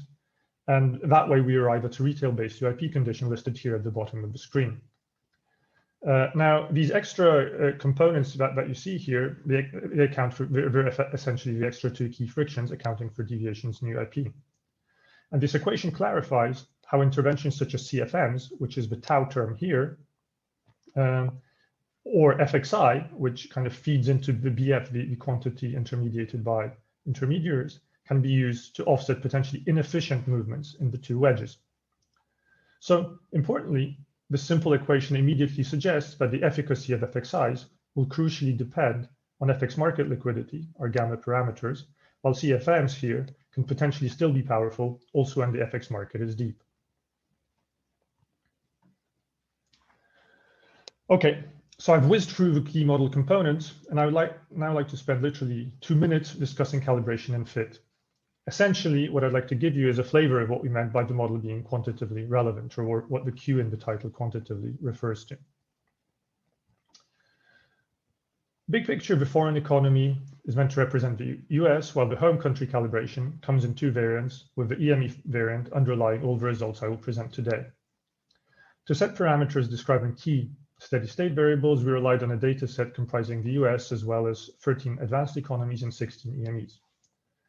As you can infer, according to our database, the median AE and EME have a very similar share of government purchases in GDP, import content of private and public consumption, as well as the stock of FX reserve as a proportion of GDP. However, while the net foreign asset position in AEs is roughly balanced, it is typically negative in EMEs, making them vulnerable to swings in external financing conditions. On the other hand, the real interest rate and inflation, and hence nominal interest rates, are both higher in EMEs. Importantly, to capture less well-anchored inflation expectations in EMEs relative to AEs, we allow parameters governing price and wage formation to differ between the two calibration variants. Building on findings from the recent literature on estimated DSG models, our calibration features low slopes with price and wage Phillips curves and low structural persistence in price and wage inflations. For EMEs, the parameters controlling structural persistence are set to higher values, which is meant to capture the greater degree to which they depend on realized price and wage inflation. Additionally, to reflect the role that exchange rates often play as a nominal anchor, we assume that wages are indexed to a weighted average of past inflation, as well as changes in the nominal and exchange rates. The implied slopes of price and wage Phillips curves are also set notably higher than in the advanced economy case. Turning to trade, we assume that import and export prices are consistent with local currency pricing, and our calibration implies a significantly higher degree of exchange rate pass-through to import prices in EMEs relative to AEs. In addition, export prices are very sticky in the foreign currency, which captures a key feature of Gopinath-et-al.'s dominant currency paradigm. The last important set of parameters collected in this table describes frictions in financial intermediation. So we parameterize the measure of FX market shallowness gamma so that it is constant over time, and its value implies that purchases of foreign currency worth 10% of GDP generate roughly 15% exchange rate depreciation, which is in line with empirical evidence presented in Adler et al. In the baseline parameterization, we also assume that banks are fully domestically owned, so that omega b equals 1. And the share of financial intermediaries and portfolio investors owned by home agents are both set at 0.75, which implies an unhedged FX exposure of around 16% of GDP, which is again in line with recent fund estimates. And finally, the external borrowing limit parameter is set to a number implying that the EME economy stays in the constrained regime for about 3% of the time, which is a typical target used in the sudden stop literature, e.g. Bianchi and Mendoza. The other parameters summarized in this table are the same for all of the economies considered. So what do all of these calibration choices translate to? Arguably, they allow us to closely match the empirical evidence on distinct reactions of AE and EME economies to exogenous exchange rate depreciations. In particular, the figure above presents relevant model-based impulse responses, which are plotted against the 90% confidence intervals, that's the shaded area for the AEs, kind of the dotted lines for the EMEs, implied by recent estimates of our colleagues, Luis, Brandon Marquez, and others. Importantly, we can successfully account for contractionary depreciations in EMEs and a much larger response of inflation in this group of countries. And you can also see that the Kimball aggregator means that our model is able to generate larger reactions of prices and output to exchange rate depreciations compared to appreciations of the same size. Okay, so that's the model. Let me try and before actually looking at CFMs and FX size in more detail, I'd like to convince you that our model captures what EME policymakers often mention, or what was one of the key motivations for building the quantitative IPF. So what we do is we assess the effects of a portfolio shock that causes investors to be less willing to hold bonds issued by the home economy. The shock is assumed to follow an AR1 process with persistence of 0.95 and is scaled to ensure the real exchange rate depreciates by 10%. In all the panels, blue lines correspond to the advanced economy, while red dotted lines depicts the evolution of EME variables. So as you'd expect, the exchange rate shock doesn't pose a major policy challenge in the advanced economy. The depreciation stimulates net exports, which in turn causes output to rise. While higher import prices also cause inflation to rise, as you see here, the increase is transient, meaning the central bank can look through it and focus on output. As you see, in advanced economies, this shock looks very similar to a standard aggregate demand shock. In contrast, however, the emerging market economy faces a more difficult trade-off as inflation rises substantially and persistently. The central bank hikes policy rates noticeably so that output contracts. Despite a similar path of the nominal exchange rate and a much larger policy rate increase, both domestic and CPI inflation in the emerging market economy are significantly higher than in the advanced economy. While we don't show it here, a massive 400 basis point hike would be required in the EME to visibly, though not fully, curb inflationary pressure. Accordingly, it is perhaps not too surprising that few EME central bankers are ready to pay such costs outright and thus pursue alternatives to conventional monetary policy. Which brings me to the second part of my presentation, an analysis of how FXI and CFMs, or IPF tools in short, can potentially help alleviate some of the underlying pressures. We start by considering a flight to safety episode, which is meant to be reminiscent of the onset of the COVID pandemic. In this scenario, an adverse external shock to global risk tolerance is coupled with negative persistent shocks to productivity and demand. For the experiments considered, we contrast the highly exposed EME, red dashed lines, featuring higher net foreign liabilities and a shallow FX markets, to a less vulnerable one with a low level of net foreign liabilities and ample FX liquidity, which are the blue solid lines. Even though we assume identical underlying shocks, the decline in global risk tolerance engenders a much sharper rise in the UIP risk premium and larger exchange rate depreciation in the more heavily indebted EME.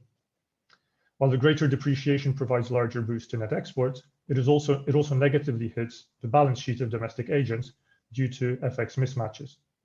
This leads to a sharp increase in net foreign liabilities, exposing the economy to a risk of hitting the external borrowing limit.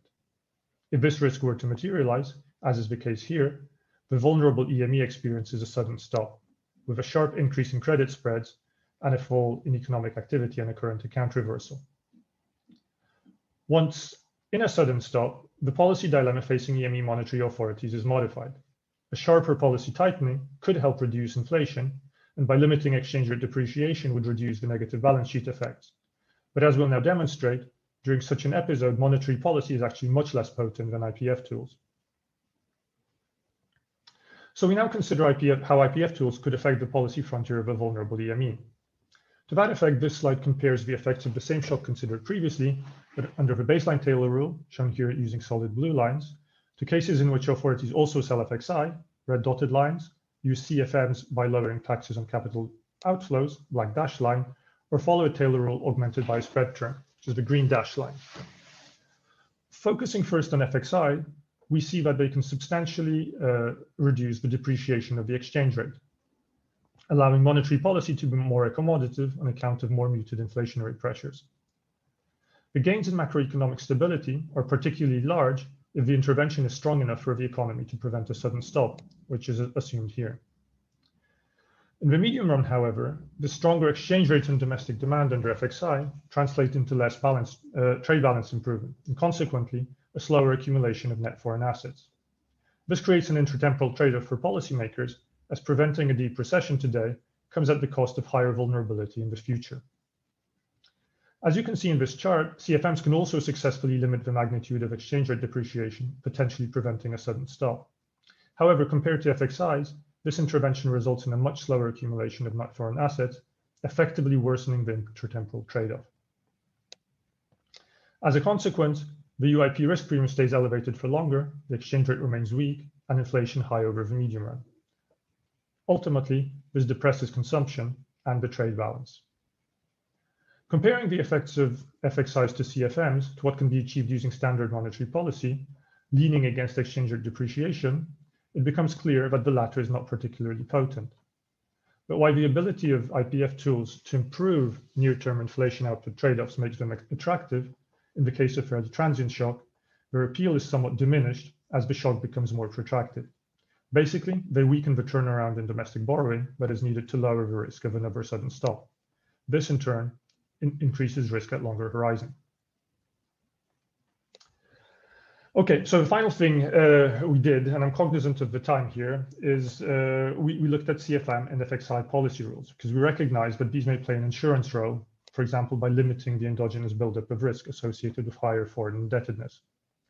And to evaluate the associated trade-offs, we therefore move away from one-off interventions and analyze the implications of implementing FXIs and CFMs systematically.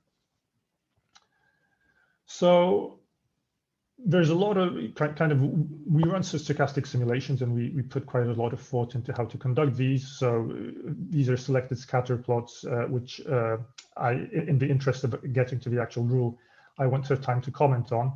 Rather, let me show you kind of the PDFs and QQ plots from these simulations. And importantly, here we haven't really imposed the CFMs and FXI rules yet.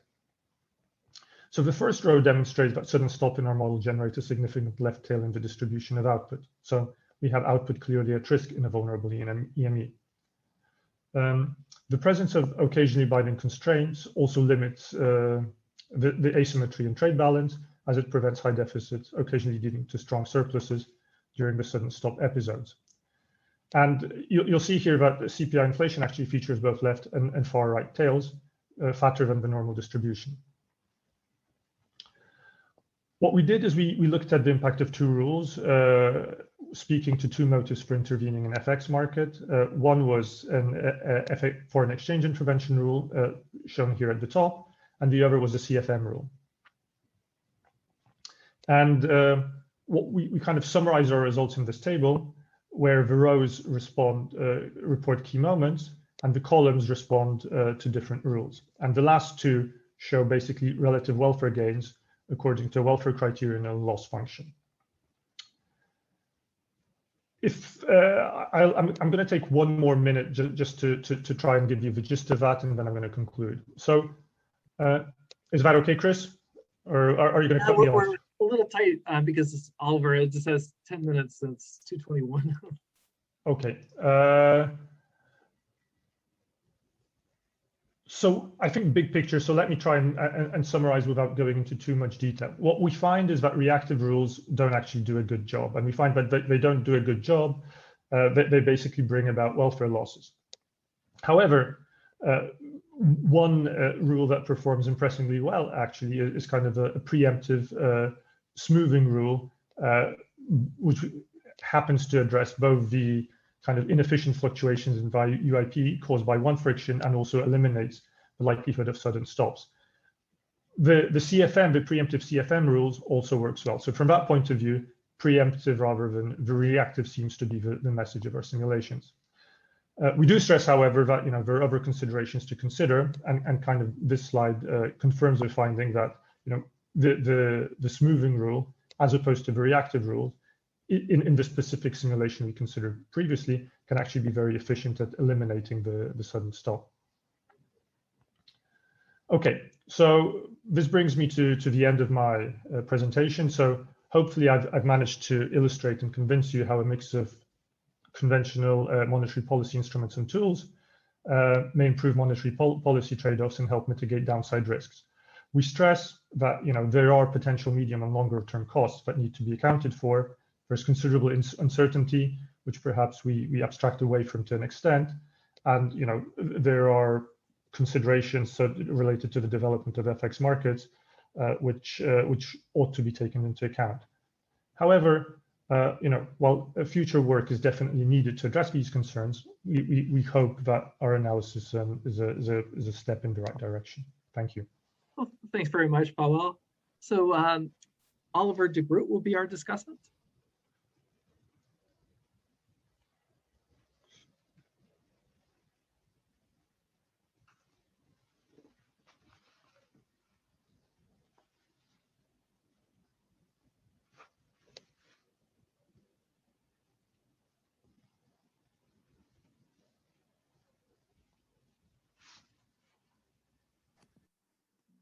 You're muted, Oliver.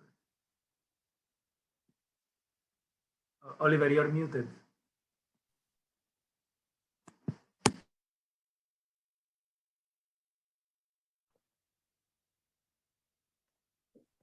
You can hear me now? Sorry. Yes, we can.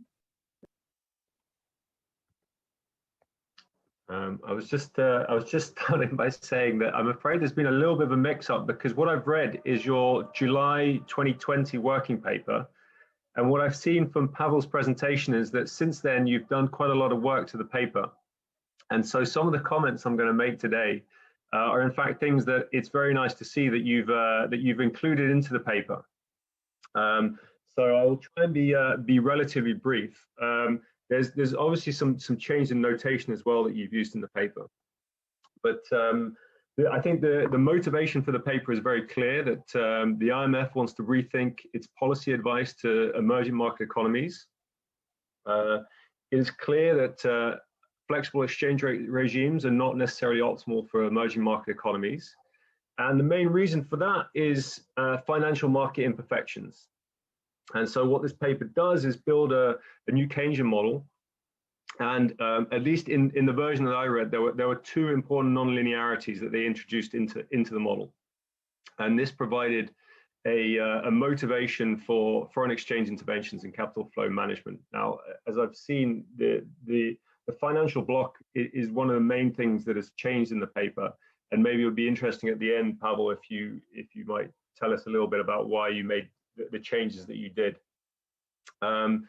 Three kind of key features that distinguish advanced economies from emerging economies in the model. One is that they allow for differences in how well inflation expectations are anchored, and this affects the policy trade-off that emerging market economies face. And then there were in the version that I read, there were two financial market imperfections. One was a nonlinear term in the UIP condition, which was a risk premium, which was a function of net foreign liabilities, and this allowed for these two policy instruments, foreign exchange interventions and capital flow management. In addition to there being a private sector risk premium, and both of these, there was actually a nice picture in the paper that I read, which showed the nonlinear function that they used, but this has been replaced in the paper. And what we learned from the paper, I think, is super interesting. So, first of all, that emerging market economies, because inflation expectations are less well anchored, they suffer a more difficult policy trade-off in response to shocks to the exchange rate. Greater inflationary pressures and pushing down those inflationary pressures cause a contraction in output that they might not want to absorb. In response to adverse external shocks to global risk tolerance, what the paper shows is that vulnerable EMEs suffer more. When there's a large depreciation, there's a large rise in borrowing costs, a rise in inflation, and as a result, a contraction in output, despite the boost to net exports. And so again, the high inflation creates a policy dilemma for the EME about how to trade off high inflation with this large contraction in output. And again, FXI and CFM are able to reduce the exchange rate depreciation and thus lower borrowing costs. I'll skip over this last point about the zero lower bound. So some suggestions for the paper, which, as I said, I think you've already incorporated quite nicely. The first one was, the title of the paper is obviously a quantitative model, and so the question was, well, what really makes the model quantitative rather than qualitative? Can I take the numerical output seriously in the model? So I certainly learned a lot in a qualitative sense about the trade-offs facing policy. But I was less convinced that I would take the numerical output seriously if I was a policymaker in an emerging market economy. And so what makes a quantitative model a quantitative model? Obviously, the model has a lot of very rich features, but I'm not sure that is a sufficient condition for it to be a quantitative model. And so what's really important is that you convince the reader that there's a very sound calibration to the model. And again, as I said, this is something that I think the paper has improved upon a lot, or at least the presentation demonstrates that there's been quite a lot of work in that area. So being much clearer about the calibration strategy, showing how the model moments compare to data moments. Maybe one thing that I'm not sure if you have done, which is rather than using data from a broad range of EMEs, is to focus on one country and use that as your calibration strategy. And the last point was, because you had this highly nonlinear function that you introduced into the UIP condition, is to know how robust your findings are with respect to these functions that you included. The second suggestion was about the micro foundations of the model. Again, this appears to be something that you've changed in the model. You've removed these kind of highly nonlinear kind of ad hoc additions to the model. Instead, you've introduced an occasionally binding constraint. Whether that's the right approach or not, it would be an interesting discussion. In terms of the way you model anchored inflation expectations, this is a parameter, a structural parameter in the model. Obviously, you'd think that how well inflation expectations are anchored is in some sense a product of the policy rule, and so you kind of consider the same policy rule for advanced and emerging economies, but that doesn't have any consequences, at least in terms of the model of how well inflation expectations are anchored. And the second one is again to do with these two functions that capture the two different risk premiums in the model. And in particular, what you might worry about is that the introduction of these two additional policy tools, foreign exchange interventions and capital market, capital flow management, would maybe, for example, encourage a greater reliance on foreign currency debt. And so that would endogenously alter the shape of these functions. But the way you obviously introduce these things, it doesn't allow for that interaction to take place. Third suggestion, again, one that Pablo you've included in your presentation, which is one, to be a bit more precise about what is the policy objective. So of course it's a very normative paper. It discusses policy trade-offs, but again, last year's working paper didn't really take a clear stance on policy objectives. So that doesn't necessarily mean specifying a social welfare function, but at least comparing some kind of simple loss function that you think is a reasonable proxy for what policymakers care about. And so one suggestion would be that you create some plots which are these kind of classic policy frontier plots showing how the addition of these policy tools can or cannot push the policy frontier to the southwest in these kind of plots. So that would be a nice addition, but obviously you showed some very interesting tables showing welfare improvements. One very final point, and then I'll finish, which is kind of a pet concern of mine in these models of small open economies with incomplete markets, is that you have to introduce a stationarity inducing device, and these devices are not innocuous. So the dynamic properties of net foreign assets, so this is kind of the key state variable in this class of models, is very sensitive to the parameterization of that parameter, which ensures stationarity. And so what you always end up with in these models is net foreign assets is very close to a unit root. And what that means is that in a stochastic simulation, net foreign assets can venture very far from the steady state. And of course, this has really important implications for, in your presentation, the debt limit that you impose.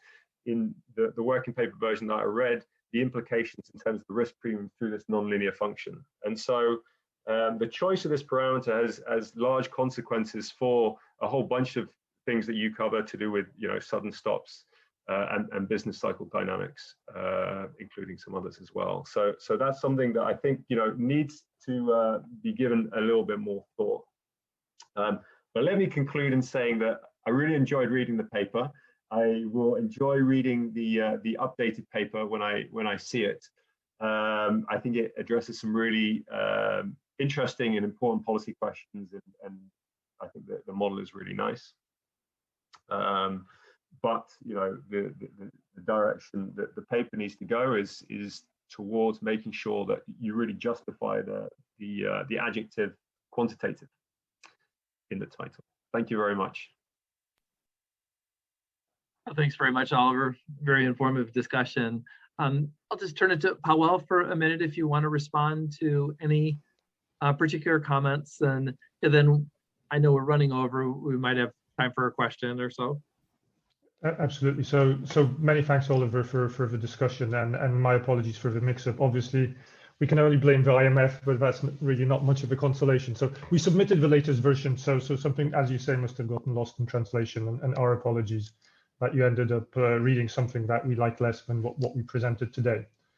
I mean, very briefly and big picture in terms of your comments, I think, you know, we agree with most of them, and as you noted, I think that's exactly why we've gone in the direction that we have. So we did receive a fair bit of criticism on the ad hoc nature of the kind of two logistic functions that were in the previous version of the model that you commented on, and so we tried to replace that block with something that's micro-founded, or at least, you know, that if you're doing policy experiments, that isn't obviously susceptible to the Lucas critique, or as obviously as what we had before. We also tried to be as I guess the presentation may have given you a flavor for. We've tried to be more specific about what we mean by quantitative, what exactly we calibrate to, and how well we do. So hopefully you'll like the new version of the paper more. In terms of, I think I like the suggestion of calibrating to one EME. What we're doing is we're actually estimating variance of the model on a number of EME data. So there may be, I guess, companion papers out there which focus on specific country cases and seeing how the model mechanism works in that case. But I guess that's probably in the medium horizon, not exactly this summer. I also agree that the policy rule in general, you know, that how well inflation expectations are anchored would be a product of the policy rule. So that's certainly the case here. So we you know, again, I didn't have time to get to all of the simulations. In some of them, we changed the form of the policy rule, kind of conditional on some of the assumptions about indexation that we put in there. Changes in the policy rule are actually not super potent or not able to offset some of the kind of unpleasant dynamics, at least in the short run. Again, there may be a discussion there as to, you know, whether we really believe these are fixed also in the medium to long run. And I guess that's we think that's a discussion worth having, and certainly something for us to think about. On the policy frontier, we've also tried to be more specific, and, you know, we look both at welfare like policy, a standard loss function, as well as welfare losses, and I think it's often interesting because they don't always go in the same direction. So more on that is there.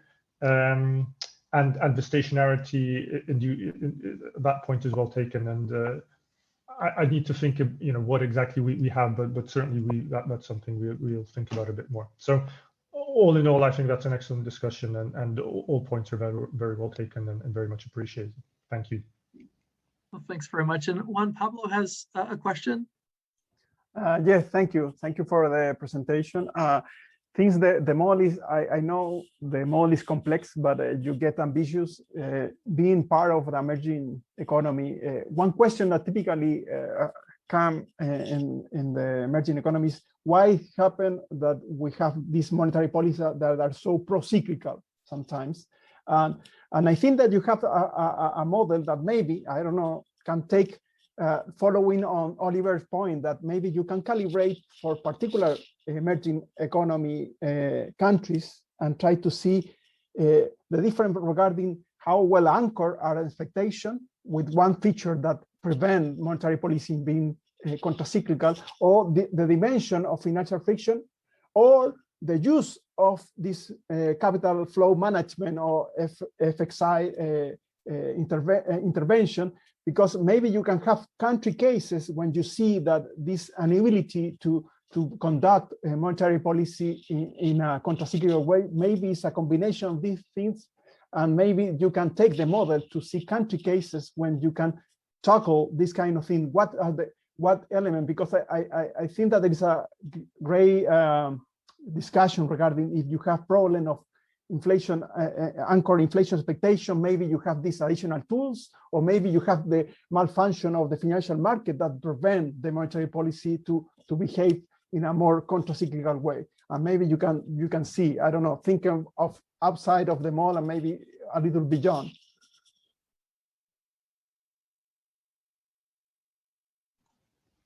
So in the absence of Chris, so I think these are very good points, and this is precisely what we're working on. So I think there's been interest from a number of countries, and we're trying to apply a related framework on these specific data. And I think, kind of without going into too much detail, I think based on what we've seen, I think different elements of the story are kind of more true in some jurisdictions than in others. So that's again kind of goes to the quantitative aspect of the model, I guess. As it stands, we sort of tried to estimate to a generic emerging market economy, but there is no generic emerging market economy, and that's something we're aware of.